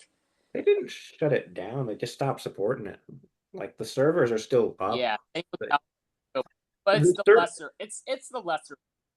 it's like Battlefront. Like they stopped updating it, but like it's still the servers are still up. The difference between Squadrons and Battlefront, though, is that nobody's ever in the servers, ever, on any platform, at any time of day, at any point, ever. Battlefront 2 still gets pretty consistent player counts, but Squadrons has like 12 people playing on a good day. I thought this game had a lot of Yeah. potential. I thought this could have been really fun, but the gameplay mechanics were just too clunky for me. And the campaign was just too short and underdeveloped. Yeah, it wasn't really that interesting. The story was just kind of like, wow, didn't we do But this? it's okay, guys. Hera's here for some reason. Don't you remember her from Rebels? Was cool Gotta see like the story because of that. was cool seeing Ray Sloan on screen at least. Yeah, she was a fun character. I do hope we get to see her in at least one of the Mandoverse projects. I think she'd still be around. Yeah, you'd think she'd be part of the Shadow Council. Yeah, because she's technically Grand Admiral now. Yeah. I think Squadrons falls firmly. It's like a high D. Like it's not horrendous and it's like fun sometimes when the servers have Yeah, it's people I've in heard them. it's better in VR. Yeah, I've heard it's pretty fun in VR because you actually get like fully immersed in the cockpit. Yeah, I like that you get to like customize your like dashboard and your cockpit and things. I think I was yeah, it's more cute. invested in the customization than the game itself. Yeah, like I like how you can play as any species as you want, and I would go guys, in. I used to play occasionally every ranked season. I'd try to play enough ranked matches to get like the ridiculous currency drop at the end of the ranked season, and then I would log back in at the end of the ranked season to get my rewards and just buy a butt ton of cosmetics, equip the cosmetics, fuck around with cosmetics, play 5 more matches the next ranked season, and then not log again for another 2 months. Oh, so I could fuck around with the cosmetics and shit. Yeah, that's the fun about these games. They know how to do they know how to do customization well. Yeah. And no microtransaction. All currencies were earned in game through gameplay. And I hope that tradition continues going forward. So the future releases. Yeah, here's hoping. On to another release. We've got the Lego Star Wars Holiday Special, which is certainly the better of the two holiday specials. I want to put it in B tier. Yeah, I think that's pretty reasonable. It was fun enough. yeah, I'd say, it's still infinitely times better than the previous one. Which we'll get to eventually. yes. What else do we have? Star Wars Tales from the Galaxy's Edge. I've never played it. I have no idea what the plot is. It's just basically marketing ploy to get people to go to Galaxy's Edge. You played it? I've seen gameplay of it, but that's pretty much what it is. Yeah, I mean, that makes sense. I'm just not going to Put rank. it probably in D tier. Glorified ad. Yeah, I'd probably put it in D or C tier. I'm just not going to rank it. All right, then. Leave it there. Yeah, it's fair since We're going to leave it there and move on part to of Bad it. Batch. Yeah, move on to Bad Batch. I'd say it's slightly below Clone Wars. I say it's more like a beat tier. It's a really frustrating show for me. Yeah, because for every good Yeah. episode, we get like 3 or 4 mediocre filler episodes. Yeah, which I'm not opposed to like side quest episodes if they develop the characters, but half the time they don't. Okay, 95% of the time they don't even do that. They're literally just quests for the sake of quests, and it's like, okay, we've done literally nothing here. And I did kind of like the one with Ben A lot Schwartz of in a season lot 2. of I certified The filler where racing episode was kind of okay, fun, but that we're on was this it. mission. Omega, stay close. Omega, you're gone. We gotta find Omega. We gotta also complete our job at the same time. Yeah, that happened a lot. That's literally every. Yeah. early on at least. I'd say we put that in like the B Nope. tier because again, it was like really good when it wanted to be. I think, but it was never really consistently really good. Like we'd have a good episode or Oh, two, and then it's going on. Except for the back half of season two. Back half of season two was amazing. The first half of season three was pretty good, but after we got through like the Rex episodes in season three, we just sort of lost all steam for like the rest of the season. The final episode was pretty good, but Yeah, like we most of the back half of could season three just kind of have felt had like Lone Ranger Mantis, but we didn't even get shout out that. to the show actually having some pretty good antagonists, though. I'll give it that. yeah, Hemlock was in particular. But regardless, at least we got the good ending because most Star Wars shows don't really give us that. And I do We like usually get a bittersweet ending. I do like the end that episode with Cad Bane just kidnapping the children and giving them to the Empire. Like that was a complete tonal whiplash from like the previous few episodes. There, Yeah, it's fun. actually my biggest thing is season two, the attack on Pabu was way too fast. Like they cut season three down an episode. It was gonna be or the previous two seasons were 16 episodes, but season three was 15. There was no reason for it to be 15. They could have just made the Pabu attack 2 episodes because it was way too fast. It's like it just Yeah, but then they needed to put that money into the What Sanctuary novel. really give respect on the Bad Batch is that they chose to keep a character dead. Ooh, they gave That's They true. actually they dead, they even wrote. though one of the clone assassins actually reminded people of Tech. They were thinking, "Oh my god, it's him." I But also then they also brought back a character that was supposed to be dead Ventress. Fucking Ventress. and completely ruined the wonderful ending of a actually pretty good She was book. the only her only purpose in the show was to tell both the Bad Batch and the audience that yeah, Omega isn't force sensitive. That episode was so dumb. I stayed up late. I couldn't sleep that night, so I just stayed up till 3 a.m. and watched that episode when it Like premiered. And I went to sleep like a good that was a waste. promo material. Yeah, and I do like She took Ventress up a as a good character, but we promo do not need her and back. Omega. Anyway, I go now. Bye. He's like, yeah, she is not force sensitive. We fight the big Anyways, monster, and now I go home. no. Anyways, I got a spin-off show to the star in as well. Like So until bye. I've got Tales a of the spin-off show Underworld. to star in, and for you all to completely forget about by Tuesday. Yeah, What's next? Visions, underrated gem. absolute banger. We'll Obviously, put yes. it either A or S tier. A. Probably S tier because, right, yeah. I think it still had some It pretty just weak. It had a lot of pretty weak episodes, but its potential could like carry Star Wars for the next generation. yeah. Like it's got so much going for it, but it does have some pretty weak episodes, and I didn't love the second season. I actually think I prefer it when it sticks to Japanese studios. I mean, true. But season two still had that Screecher's Reach episode, which is by far one of the best of the show, I think. Yeah, it had some pretty good ones still. I really liked the spy dancer. Yeah. Like, I don't think, even like the weaker episodes are still pretty good, which is saying more than early Also, if it Clone weren't for Wars. Vision, any show. I liked what was that one? Journey to the Dark Head, it was called. The one that was with the Sith guy with the chain and the Jedi with the blue hair and the engineer girl. Right, I think that was done by like people who worked on The Legend of Korra. Yeah, I can see it. I can see it. I also like I uh, could definitely saw.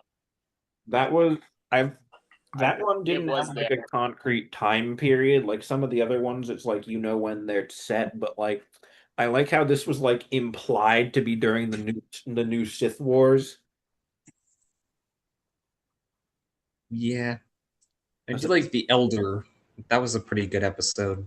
Yeah, that one, I think that was like that you could fit into like the pre-High Republic era, post-Bane era. Yeah, back when they were still kind of reestablishing galactic trade routes and all that. Yeah, after the end of the new Sith Wars and the presumed extinction of the Sith. That we'll talk about later on. Certainly. Speaking of Yep. with the Sith Terrifying Tales, the Lego special. Meh. My hot take is I think this is the best of the three Lego specials. Yeah. I'll put it right above the holiday special. Yeah. I don't think these Lego specials are particularly all that interesting, to be honest. Yeah, Except for one. they're just kind of fun things to Aside from like the 2 seasons of Rebuild. rebuild the galaxy is a banger. That's for sure. Yeah. All right, on But to the other three just exist to sell merch. which is funny because Terrifying Tales got Yeah. no merch.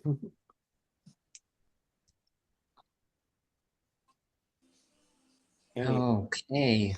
On to the book of Boba Book of Fett. Boba Fett. more The like book the book of of disappointment. The book everyone of else but Boba Fett. The book of the and the Mandalorian fucking and hat. Luke Skywalker and Ahsoka and Grogu and Cat Bane and Cobb and not Boba Fett. Um, the I Mando. think D tier. I was gonna go D. Yeah. Sorry, Tamara Morrison. You tried, but the You show deserve, was just not good. or Tem deserved better. I know. Poorly. It was actually in a con here in Canada that Tomorrow I could more. have gone to a month ago, but I didn't. Sadly, he deserved so much better. He deserved Yeah. a Fett show that isn't terrible. Tomorrow more. Guys. Also, a waste of an absolute banger theme song. Ooh, theme song was a bop, and Cad Bane looked pretty good for the most part. Cat Bane was definitely a better translation of a animated alien character to live action than several alien characters making live action debuts in the show we're about to talk about next. And you know damn well where I'm going with this. Yes. Uh, Go the freighted balloon back. inquisitor. Yep. Two different Inquisitors. Why did they make the Grand Inquisitor a short little fat dude and the fifth brother just a pale dude and not like an absolute unit like he's supposed to be? Yeah. Like, This show was such a waste of time. yeah. Like the script was not like completely horrendous. The problem is that I would have Ow. been less mad at it if everything else was like good as opposed to being like horrendous. And this is the problem with the volume too, because you could just tell just how small scale everything was. Especially in the Jabim battle where you've got the all these stormtroopers in this area that is absolutely not meant to accommodate all of them. That's And not that's why they just kind of like standing all awkwardly in rows like that. Like, come on. that, that whole sequence was so weird looking because they're just marching in. Back They're like getting like or gunned after down, just Nightfall. marching in. Literally right. Why do I have a PM? No, I don't want your built-in. There's the fact that literally takes place. Shouldn't the Fortress Inquisitores have like some damage left over from Jedi Fallen Order, or are we just gonna ignore the continuity there Matt, this is five like years. we did? This is This five. is after that. This is 5 years later. That's not the weird part. The weird part is that they didn't up their fucking security after their top secret underwater base that was supposed to be in a remote, unidentified location gets attacked by not one but two different Jedi. And also just the fact that the base and the planet just did not look the same as it was portrayed in Fallen Order. I loved how in Fallen Order you could see like when during the few shots where you were like on the surface, you could see Mustafar in the back. Yeah. And here it's just a fucking gray sky. You gotta love it. You gotta love the Disney Plus color grading. Yes. And the building just looks completely different. Yeah, looks kind of pathetic. Much like the Inquisitors themselves in this show. The only Inquisitor who looked decent in this show was Fourth Sister, and she was in it for like 3 seconds. And she didn't even turn on her lightsaber once. Neither did Fifth Brother, but He had actual dialogue, though. yes, Fourth Sister did not say anything, which is really funny because in Tales of the Empire, she was voiced by the same actors who played her in live action anyway. But Yeah. I think we've dogged on Kenobi quite a bit here. Actually, I think we've held back a bit here. But what's next? Lego Star Wars Summer Vacation. I think this is the most boring of the three specials. Yeah, it doesn't do anything too interesting. Put it maybe I mean, C tier.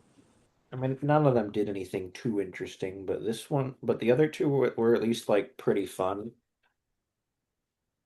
Like this was just kind of there. Yeah. Like I liked Terrifying Tales because I liked the weird stories, like the evil Luke the evil Luke segment, or the Kylo Ren segment where we got to see the original Ren on screen for the first time. Yeah, that was cool. Yeah. Or Maul and Grievous fighting, but Yeah. Maul had his fucking spider legs, and Grievous was the goofy fucker from fucking. No, I think it was Matthew Wood, though. It wasn't the same actor who voiced him in Yoda Chronicles. Wasn't he voiced by Kirby Morrow in the Yoda Chronicles? Didn't Kirby Morrow do him and Anakin? Oh, rest in peace. I know he voiced Anakin in Yoda Chronicles, but I think he might have been Grievous too. Now I gotta check this because I don't remember and it's pissing me off. The Yoda Chronicles. I want the cast.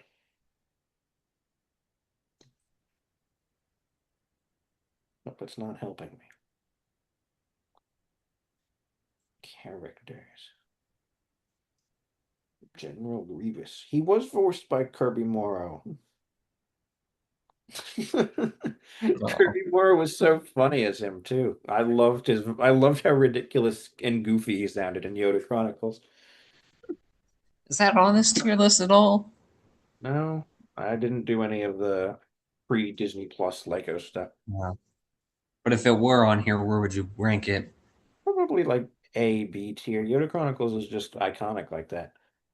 Yeah, Jack 14 Stan. I used to have his Lego minifigure. I still have most of it. I had the Stealth Starfighter set. I'm just missing his. I think I lost his face and his arm, the lightning arm. So I just have a regular white arm on Oh, the torso now. All right, now what do we have? I think this is the easiest one we can say. I will not put it above Empire Strikes Back, but I will put it above everything else. Absolutely. Here. It still pisses me off. Majority of the cast were not nominated for Emmys. Yeah, but they could nominate. I don't remember what show. I think it was White Lotus got like four different acting nominations in the same category in the same year. And The Pit as well. Ah, yes. Israel's second strongest soldier, after Ryan, of course. Well, makes sense. He was in that show. Yeah, he seems like he'd fit in that show. We got Tales of the Jedi, the only Tales show that had a good story arc in it, but only one The good Count Dooku one is to I would this say day. the Count Dooku one is A tier, but the Ahsoka one is C tier or D tier even. So I think by that logic, that balances out and puts it firmly in the B tier. Yeah, I think that's how we were going to rank the stories because there's two separate stories for per yeah. show. So Yeah, we're ranking the whole show together, so We've got to find a balance point. Luckily, Tales of the Jedi is the only one with a good story, so we don't have, so we can balance, so we have to balance that one. The other two Tale shows, well, we'll get to them in a. Holy shit, that time Studio Ghibli worked with Lucasfilm just to make a 2-minute Grogu short in which nothing happened. F tier just for that alone. What a waste of Studio Yeah. Ghibli. I'm gonna put it in D tier just because it's still Studio Ghibli and it's still hand drawn. I will show it mercy for that reason, but What a waste of their talents. certainly.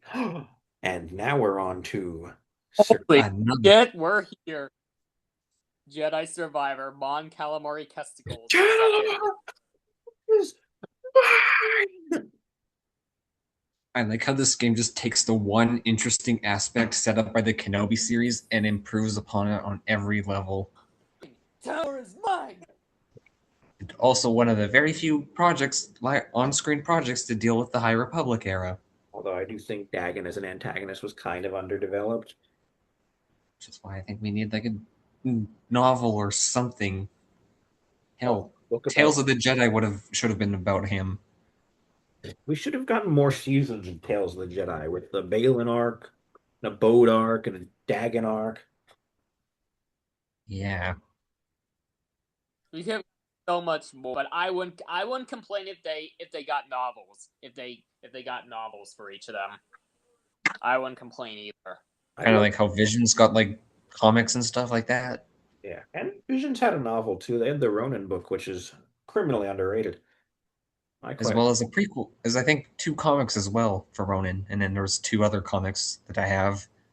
yeah. I saw they had a trade paperback for some of the comics at comic store they just opened, or a comics and like games and like collectible store they opened down the street from my school.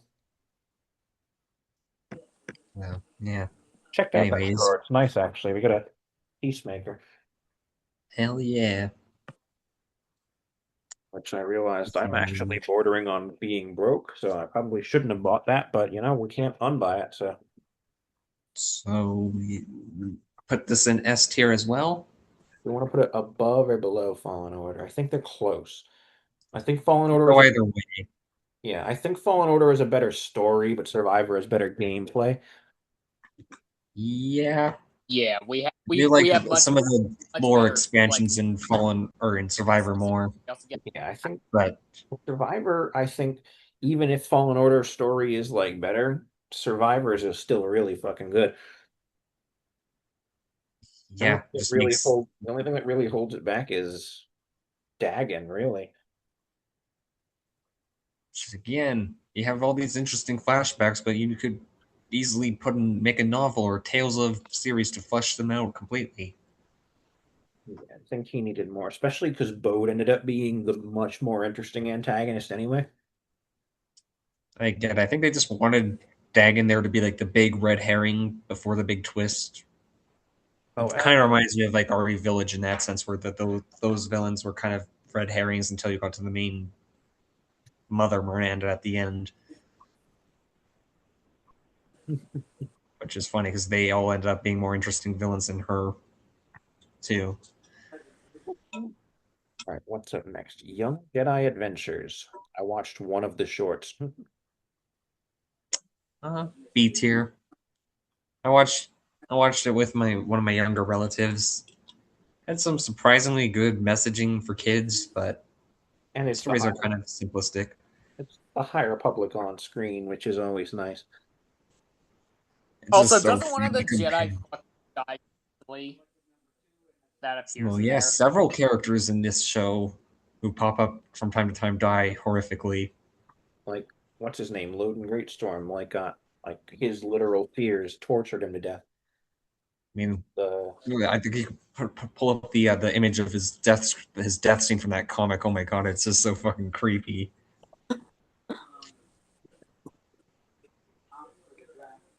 Loden Death Greatstorm death. This guy was in a preschool cartoon, by the way.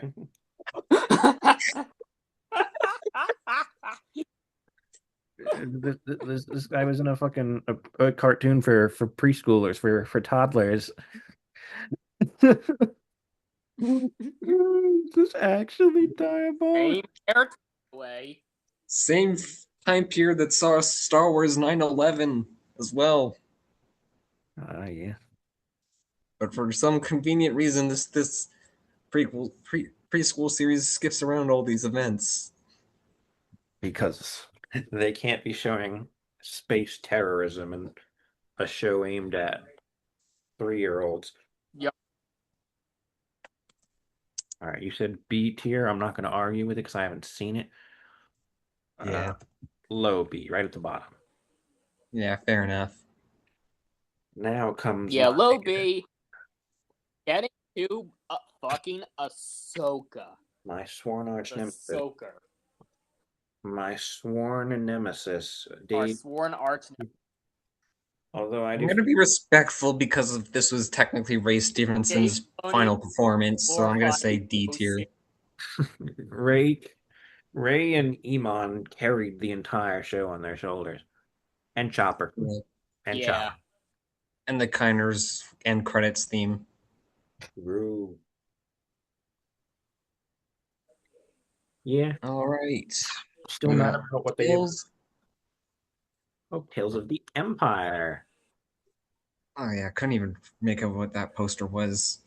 Yeah, that's a weird one because the logo is real tiny, but I wanted something a little more interesting than just the generic Tales posters that are all the same. But yeah, that's Tales of the Empire. That is fair. Same with Tales of the Underworld, where it's just a screenshot of Ventress with the logo at the bottom. But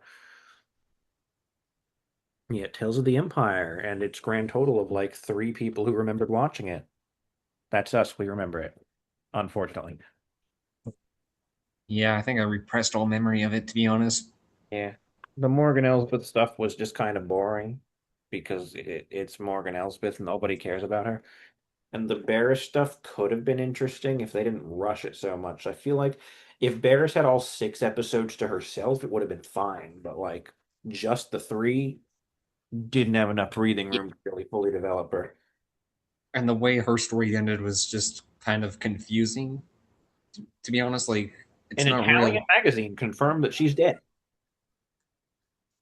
Well, they should have fucking showed that in this show. Now, what fun would it be to explicitly confirm someone's Instead, death? What fun would it be to explicitly confirm that somebody died when you can only subtly imply it so that you can retcon it later and say that it never happened? Truly. This is a except that it actually did. This is a true Star Wars moment. Oh, they'll absolutely end up retconning it, even though she's confirmed as dead for the moment. It's like a D-list source, so Yeah, that doesn't matter. so they She's probably gonna be in Ahsoka season 2. I'm calling it now. you might be onto something. Yeah. So what are we thinking? Ahsoka and Barris. I want to say C tier. C or D? Yeah. I think I'm gonna put it right above Ahsoka, or no, right above you two because the animation at least does look nice, even if it's probably nothing more than a tech demo for them. And the voice acting is solid, so Yeah, and we got to see Thrawn and Pelion, which was cool, I guess. yeah. Remember when they teased Darth Vader being in it and all the fanboys got excited that we're going to get to see him do something? And then they showed his entire scene in the trailer anyway, because his entire scene in the show was just him dramatically sitting down. And Aura fighting in front of all the just, Inquisitors. Yeah. It was literally just the full trailer shot. That's it. Yeah, I'm kind of surprised it didn't show us Trilla and Ninth Sister and Reva in that Inquisitor Aura farm scene.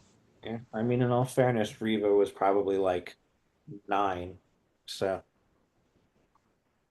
since this is Oh, yeah, true. Well, like right at least after, they could show Ninth Sister or Trilla or something. Laura victorious. or they could even remember the 8th brother exists. That's never going to happen. Who am I kidding? Or the one from that one that one RPG tabletop RPG game Oh that yeah. may or may not be canon. Oh yeah, the one who died off screen didn't even get an image or anything. We only know No, they just a description. had a picture of their lightsaber. Or 10th brother. Yeah, he never. We don't get much of him or Sixth brother.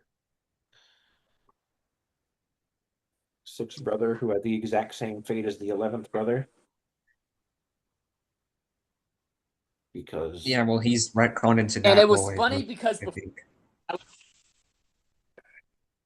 and it was funny that because before Tales of the Empire even existed, I was working with a friend on a Star Wars alternate universe where Barriss was an Inquisitor, and they choked it worse than we had it. Than right. we wrote her. Yeah, I would love them to acknowledge the eighth brother's existence again. He showed up in the Rebels finale, died, and then was never seen again. I mean, I guess he had like a cameo in the Vader comics, but like he didn't really do much there. Some of the other Inquisitors had some focus there, but he didn't do anything like at all. I think he was the one that betrayed Ninth Sister there. No, I think that was sixth. Sixth, because I don't think eighth was No, ever really in it after 6th. that, beyond in the background. Sixth was the one who chopped off ninth's foot when, because I think it was sixth, ninth, and 10th who were on that mission with Vader, and 10th fucking died. Yeah, right, I remember. Yeah. Where were we? Troopers were clones at that where Boy, I got they weren't this they mobile game that shut down. It's kind of fun, I guess. Hunter Yeah, it was like firmly in the, I guess rest it's fun.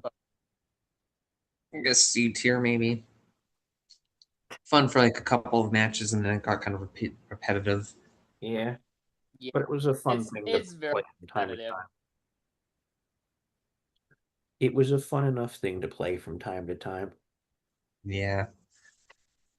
Oh boy, here we go. Now here's the part where we get fucking crucified, folks. If anyone is Let's still do it. Let's watching, get this over with. I'm going to be merciful. Well, then, because I do think the show has its flaws. But that said, Yes. I agree with this Yes, sentiment. absolutely. it has its issues, but it's generally pretty good. It moved the franchise in a direction outside of the Skywalker saga. It depicted the Jedi as flawed human beings, and it got into the mentality of the Sith, except not actually the Sith, but actually the Knights of Ren. Because even though Chimera is technically a Sith at this point, it was implied he was being set up to be a Knight of Ren, which makes sense because his ideology is literally the Knights of Ren philosophy. So Yeah. And also that electric choreography there. Come on. they hired fight choreographers in a Hey, modern Star Wars gotta production. I can't believe it. Yeah, I think they're also the same team that did Shang-Chi as well. Yeah, I think some of the choreographers, consider they worked on some of choreography the. I oh, think some of them worked on Rogue gotta One. admit this is cool. Weirdly enough, I think some of them worked on Ahsoka as well, which makes no sense, That but doesn't show. no, it does not.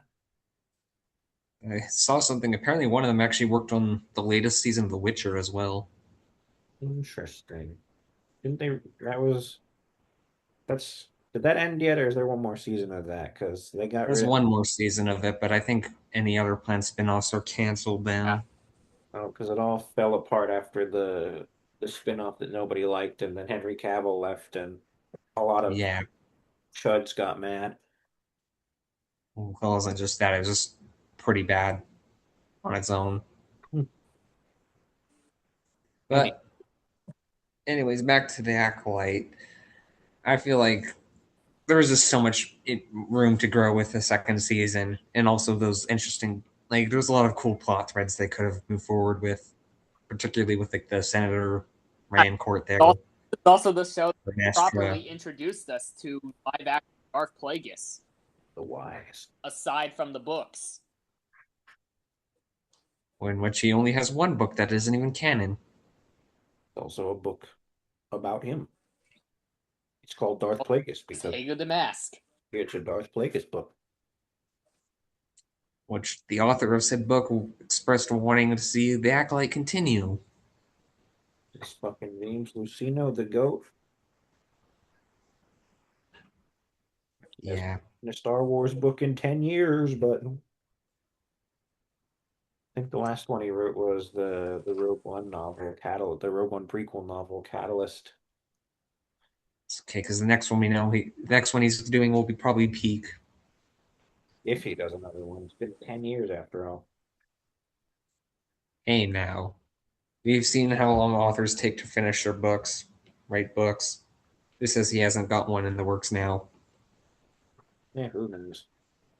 Wonder when Timothy Just Zahn to say, book. We haven't had a Timothy Zahn book since the Ascendancy trilogy. That ended like 5 years ago. He's going to do a Thrawn trilogy set during his time in exile. Oh my God, guys. The fifth Thrawn trilogy. No, I'm cool with more Thrawn trilogy. So I think Especially from him, yeah. more Thrawn trilogies will make the world a better. I need to read the canon ones. I've read the original one from Legends, but Yeah. Outlaw. Yeah, Yes. also known as the game that you never. yeah. Ubisoft's money grab. I paid $110 for the gold edition. I played the game for maybe 3 hours. I literally Rookie just mistake. left Katara. Rookie mistake for buying a Ubisoft game at that price. Rookie mistake. I just repeated the mistake. I just paid $80 for Galactic Racer. Well, I mean, Outlaws is on sale for like the deluxe edition is like 60% off right now, 60 or 40% off. I still have it. I haven't beaten it, but right over there. You gotta get. Improvement. What did you think of the story from what you've played? Um, it's kind of boring. I don't really care that much. Yeah, proof of concept. I own the game, gold edition and all, with my pre-order codes. Don't try to redeem them. I did that already. Yes, we have proof of concept. I do in fact own a physical copy of Outlaws Gold Edition that I paid $110 for to get early. Yeah, So, would you say C tier? I think that's fair enough. The gameplay is okay, clunky, but okay. I'm gonna put it right above Outlaws. Not Outlaws, Hunters. It's essentially just GTA, but Star Wars, in a way, at least. Boring. Yeah, but like, I mean, I don't really care about GTA either, but like, this is just boring. Like, it tries to mimic some of GTA's like Like features. the wanted system, I think, is the same. This game's gamble. Gambling. Let's Well, go. yes, I'd expect gambling to be in And a game also about live. outlaws. Yes, it's a game about crime. I should hope it's got gambling in it. Even one of its DLCs is focused on gambling as well. Oh yeah, the Lando DLC where Lando's voice actor sounds really weird, even though Billy D voices Lando in like everything. Yeah. Don't know why I didn't get Billy D. Yeah, because it's Ubisoft. They like to cheap out at the last possible minute. Ooh. Or the Hondo DLC was decent though, because Yeah. there's a Hondo in it. I also think the tie-in book just came out too. Yeah, the one with about Jalen Frax or whatever his name is, and the Commando droid and Sliro. Yeah, and I think there's some other like major Star Wars characters appear in that book as well, from what I've been told. I've seen the cutscene where Sliro gets or Sliro talks to Vader. Vader sounds terrible, but I kind of like that scene. It's kind of funny.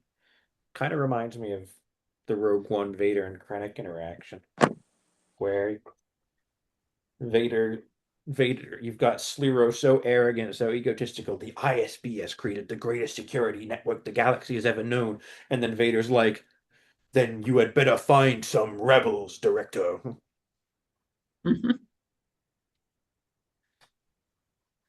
Yeah, but Yeah. nice that Kira's in it too. Although I haven't gotten to her yet because I'm entire time. stupid, but well, I'm stupid. Yeah. Don't really care. I'll beat it one day. I beat Squadrons eventually. It took me 3 years, but I beat its campaign. Well, now that Outlaws is content complete, might as well get back into it at some point. Ooh, maybe over the summer. Anywho, rebuild the galaxy. Rebuild the also known as the closest thing we'll ever get to a Star Wars What If series that isn't Marvel. Frankly, it's probably better than anything that could do with a regular Star Wars What If series because it's Lego. They're Because we got both Jedi It is Master quite Bob literally infinite Marshall and the possibilities. But I think A tier. I'm gonna put it right above Acolyte. yeah, I think I think 2024 it was deserves A tier. I think 2024 was a very good year for Star Wars, and we don't give it enough credit. Everyone's like, it's so bad because the Acolyte, wah, wah, wah. But it's like, no, the Acolyte was like pretty good, and so was Very Rebuild. good. The only thing that really held it back that year was the video games, which were not great. Yeah. But that's okay though, because So we got one more show from 2024 next. the skeleton, This one was Star Wars Goonies Edition. and it's a banger. Hell yeah. I believe that firmly. Neo Nation Rise Up, please. We're definitely going to put it in A. I don't know where in A I want to put it, but Above Clone Wars, I think. I might put it above Solo. Yeah, I think it. Yeah. Yeah, it's fair. Honestly, any A tier is pretty solid. Anything can just go anywhere. Yeah, I think the whole A tier, everything's pretty interchangeable, but I think what we've got is like reasonable. And then the other hand, we got this retconning disaster. Yes. Tales of the Under includes The Dodge Vent, Ventress and Cad Bane for as what a it's son worth, for some fucking for what it's worth, I reason. thought the Cad Bane arc was kind of okay. I mean, it wasn't great, but like we didn't need it, but it was kind of okay. The Ventress stuff was just kind of boring though. The first Tales Yeah. series to actually be a To be single fair, time. Tales series were quite lack. I mean, it was kind of interesting that Ventress's Tales arc was a single storyline as opposed to just jumping between different points of the character's life. Yeah. But like, it didn't do anything interesting with them. Although All it did was just retcon Dark Disciple. I am happy that they actually remembered to use the Stormtrooper model from Clone Wars because like I'm just getting tired of the TK Trooper. I can't lie. I mean, I like the TK Trooper design, but like timeline wise, by the end of Bad Batch, they should be gone. By the time we're at Maul, they should be fully Stormtroopers by now. It was based off, so it Yes. makes No, we have to do that because people like that, and we can't go back into using assets we already made. Yeah, like, but if we don't like start to see the evolution of Stormtroopers in Maul, like, I'll be very disappointed.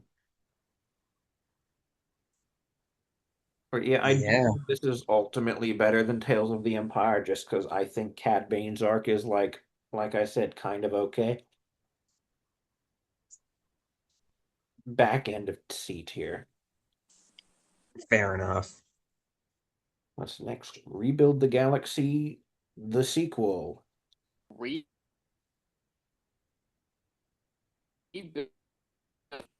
This one was fun. pieces I of like past. Solitus as a villain.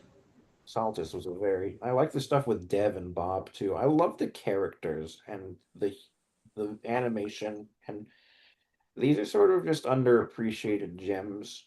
And honestly, I think I'm gonna put this in the A tier as well. The Yeah, I bottom would put also shout out Yeah, Lego Cal Kestis. Lego Cal Kestis, and he just says video gamey things. He says game on, and Jackson on screen. For any other on screen appearances. Yes. And Revan. The Revan fight was so funny because he just shows up, he's just there. He's just there to rage bait some fanboys. All right, now we've got two things that none of us have any experience with. The pod racing VR AR game that doesn't actually let you pod race, and the But fucking Destiny 2 campaign that's a Star Wars thing. I think we should just put that one in F tier for how fucking overpriced it is. Uh yeah, fair enough. We're gonna put the Destiny expansion in F tier because it's a Destiny expansion and for no other reason. And I guess this is the last thing that is out that we've actually seen. Everything else is not out yet, but we got Maul. Yes, as of today, it is officially over for now. Ooh, we got a confirmed second season though, so Yeah. this is another really frustrating show because it was solid. It had a lot going for it, but the pacing, Jesus fuck. Could we slow down, Dave, for like Can we have 5 minutes? longer fucking episodes? Like, or even more episodes. Bad Batch, which I assume had a similar budget, was running with 16 episode seasons. Granted, it was a more episodic show rather than a serialized one like this is, but still, even being a more serialized story, this needs room to breathe. Yes. Also, please remember that Maul is your main character. Like it's in the name of the show. You're never going to believe this, but it's called Maul Shadow Lord. That means it's a show that's supposed to be about Maul. You know, this guy, the guy in the poster. I mean, That's front and center in the I think poster. we'll see that more often. I hope we get to see more of that in season two, though, because Yeah. where we left I off hope with the finale. on that more. Yeah, I really liked episode 8 where we got him having his like flashbacks and finally giving Maul character development beyond I'm angry and want revenge. Yes. No, that was actually really well done. And Sam Witwer's performance in that episode particularly was great. Yeah. The sort of ending where he finally Sam Witwer's forgives. performance as Darth Maul is a peak performance right there. Honestly, yeah, a lot of the voice acting in this show is top tier, to be honest. Yeah, I was kind of frustrated with the finale too, because it was just a fight scene. And it's like the ending felt so abrupt. The whole finale felt so abrupt. And also, can we give Darth a voice actor, please? Not an Same with the AI, not a 11th voice actor. brother.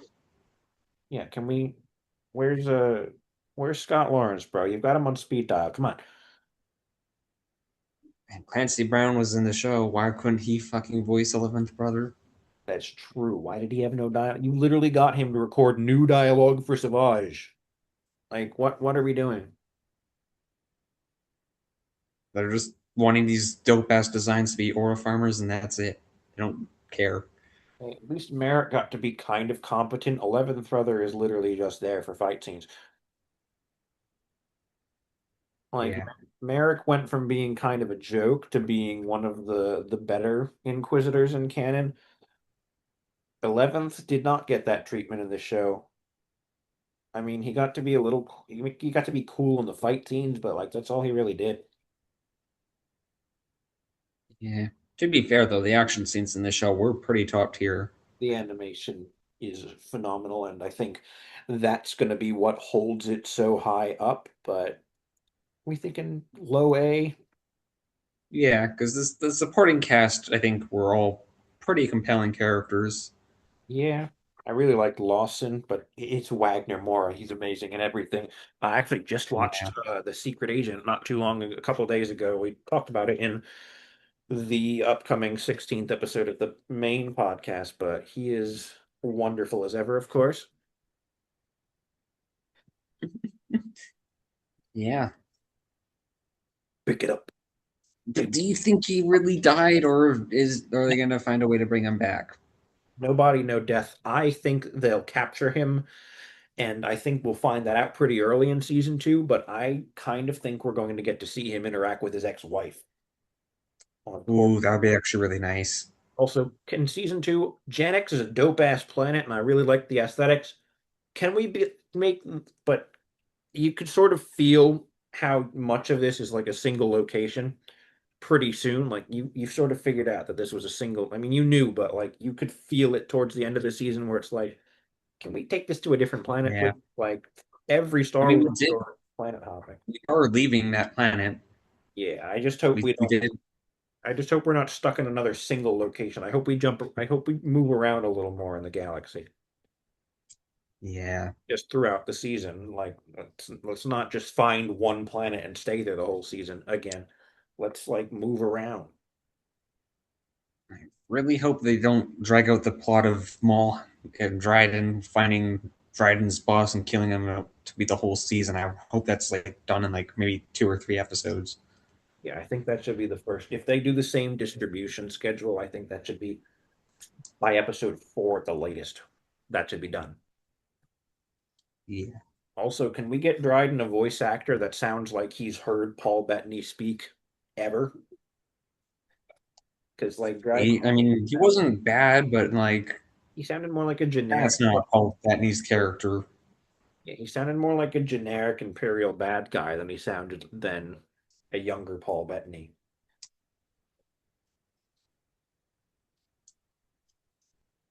Yeah. Yeah, and if we're going to be seeing more of him, I would greatly appreciate it.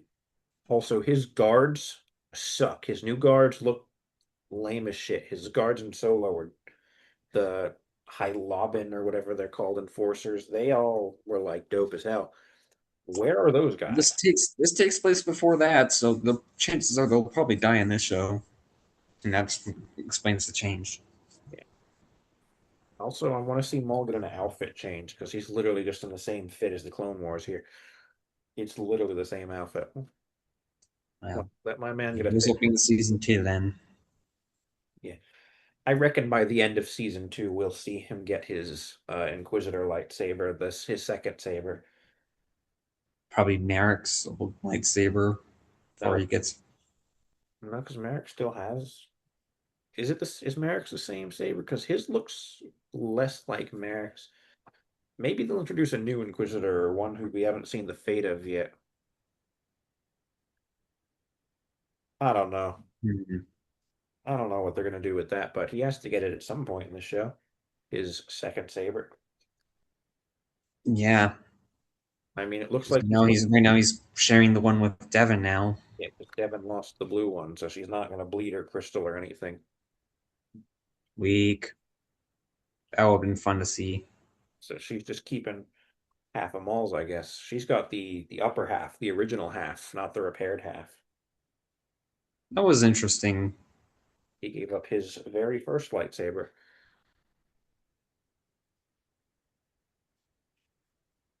because it's still half of his Phantom Menace one.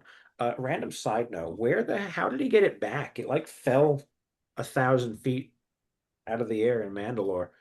Like, when did he have the time to go back and find that? And like, how did he find the little rod of metal that could have landed anywhere? Like, how the hell did he find that? I don't know. Maybe Rook or someone searched for it. Still, though, that must have been a pain in the ass to find. Spybot, maybe. I don't know. They're never Rest in peace, Spybot the goat. yeah, I can't believe That's the biggest insult of this finale. They killed Spybot. and not even like damaged him to a point, broke him, but they could repair him. No, he got chopped in half, and then his body fell into the fucking acid and got disintegrated. How Tragic. dare they? How could they? All over they killed a Rook. They didn't give her any personality. She just died. That was weird.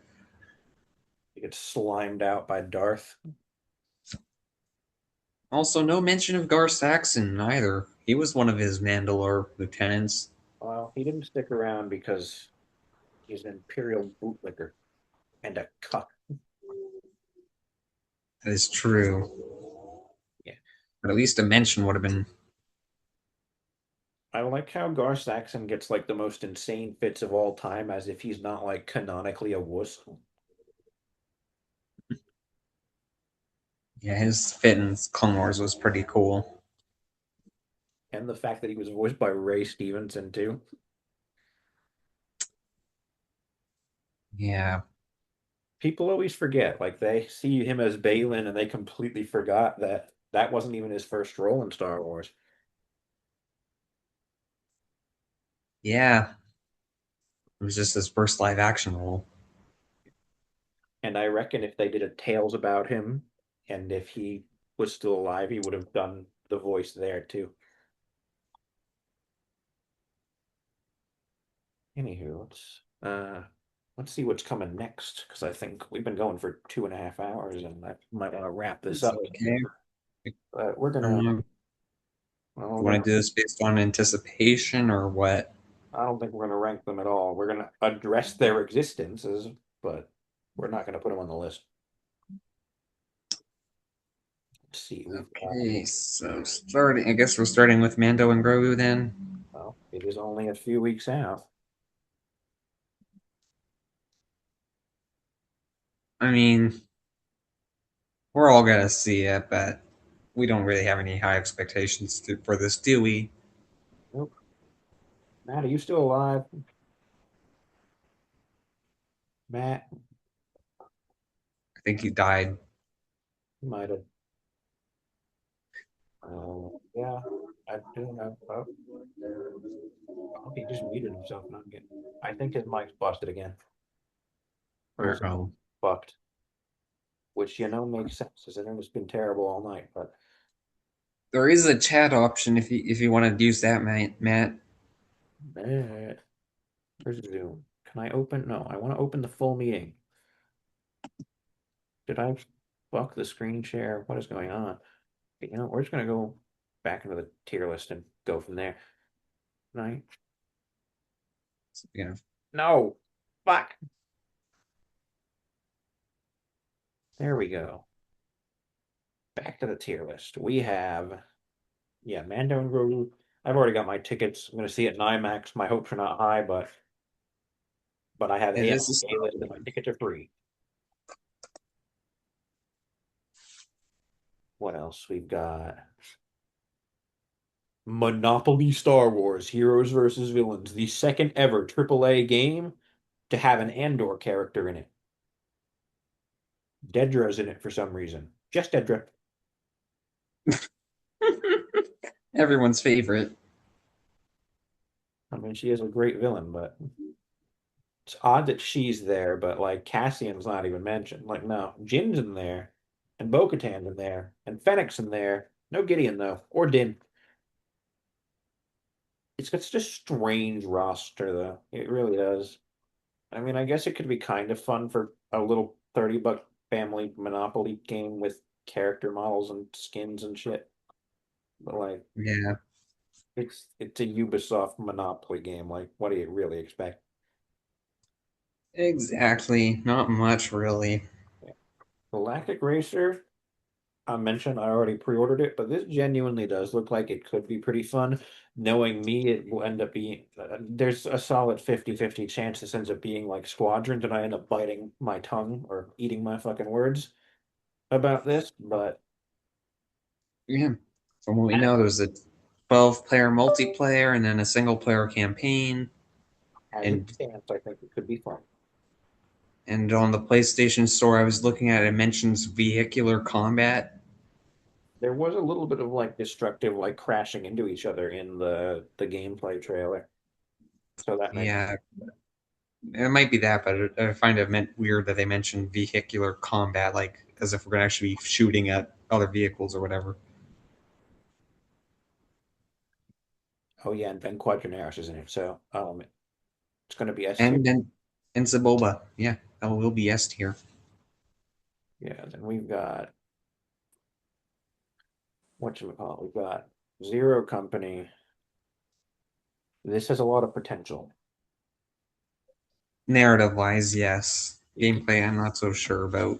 yeah, I mean, I don't entirely know how like XCOM works, or XCOM type games, but it looks like it's going to be like part strategy, part like third person action shooter. I don't entirely know how it works. I need to see actual footage to be able to actually figure out what the fuck its genre is supposed to be. Yeah, it looks weird, but I know for sure the story will be good. I mean, it's got writers from Fallen Order and Survivor. I damn well hope so. As for these last two things, will they ever come out? No clue. Maybe. Clips is still in development hell. It's been hiring new like art people as recently as like 2 days ago. So Yeah, they found like a art of a full on art director like 2 weeks ago, 2 or 3 weeks ago. yeah, and they were just hiring for something not too long ago. Yeah, KOTOR, I don't expect to hear anything about anytime soon, but for what it's worth, it's uh, probably gonna be like a next gen game. at this point, yeah, And then we also have Fate of the Old Republic, which also found its art director not that long ago. yeah, that one we can put a little more faith in just because they just announced it. I'm gonna assume 2029, Yeah, they said before 2030. They didn't say how long before 2030, but I'm expecting right before. December 29th. Just like Book of Boba in 2021. Book of Boba was classified as a 2021 release, but it literally only released one episode in 2021. Which is so fucking stupid. Um, what other games? What other stuff? We've got Untitled Jedi 3, which I would like an announcement for, please and thank you, and a release date, please and thank you. Maybe we'll get a teaser at Game Awards or Summer Games Fest. Well, maybe. I think we could. I want to say we'll see it next year in the spring, but not counting on that right now. Yeah, especially if they want to save some big reveals for Celebration. Yeah, well, if they aim for spring 2027, that wouldn't be a celebration because revealing a game 2 weeks before releasing it is probably not the best strategy. Revealing it 7 years before it comes out is also not a great strategy, but lo and behold, we've done it twice now. So, Yeah. I really hope Eclipse makes it because right now that studio is working on a freaking multiplayer game that is the exact opposite of everything they've done in the past, and it just looks awful. And if that game flops, because it is like both this and Eclipse are being funded by Tencent, or I mean not Tencent, NetEase, and if although, they pull the funding because of one flopping, it could put Eclipse's development in trouble. oh, the Marvel Rival guys. Yeah, Forgot they were that big. yes. So let's fucking hope Eclipse makes it. Yes. It would be nice to get a canon game set in a It's time long period that past due, honestly. Oh, your audio works again. he is in fact alive. It's a Yeah, still miracle. not my video. It's the whole thing. You'll need better internet, Matt. Yeah. I'll figure it out the next time we do like this again. Well, luckily, this isn't on a consistent schedule like the main episode, so I get to have no idea what I'm doing. So I have no idea when it'll be. We'll figure it out. We'll get it eventually. We Gonna can save the Yeah. tier list and then put it as like a I don't know collaborative post on Instagram or something. maybe. Matt, you don't use Instagram, but I tagged you on like two different posts. You have an account. Yeah. I've I don't tagged you. really use it as just because I don't just because it's not I don't really use social media as much as often now in general. On Instagram. We have a group chat where we terrorize Mousy and Adam and Star, and they all terrorize each other. It's real fun. Yeah. It's also loosely based off Project Starfall. So Anywho, speaking of, I need to start working on those mini character models for y'all. yeah, let's see. 11:34. We've been going for like 2.5 hours, I think. Oh shit, I've got a 9 o'clock class tomorrow. I actually have to get up in the morning. Rip. Damn. I don't like having morning classes, which is why I tried to. For the back half of my freshman year and my entire sophomore year, I got off with, or no, my entire sophomore year, I had no morning classes ever. So I was like getting up, like my earliest class was noon. So I was like getting up at like, I was just not setting an alarm because I didn't need one. Because like, I don't get up crazy late anyway. Even on a day I sleep in, the latest I'll get up is 11. I don't have that luxury tomorrow. Tomorrow we got to be up at 8 so I can get ready by 9. At So least you're up by like a reasonable time. I have to wake up at like 6:30 every morning, and tragic. then I go to work to like 8 till 4:30 every day. Yeah, I don't have a full-time job or even part-time. I do have a part-time job, but it's not really. I work 2 hour. I work 4 hours a week. I don't do much. Kind of useless, but it's because I've got no time. Some Time is money, as they say. yeah, in the summer I'll have time. I'll have plenty of time, which means I can get a real job that actually has me work more hours. But yeah, anywho, I am going to stop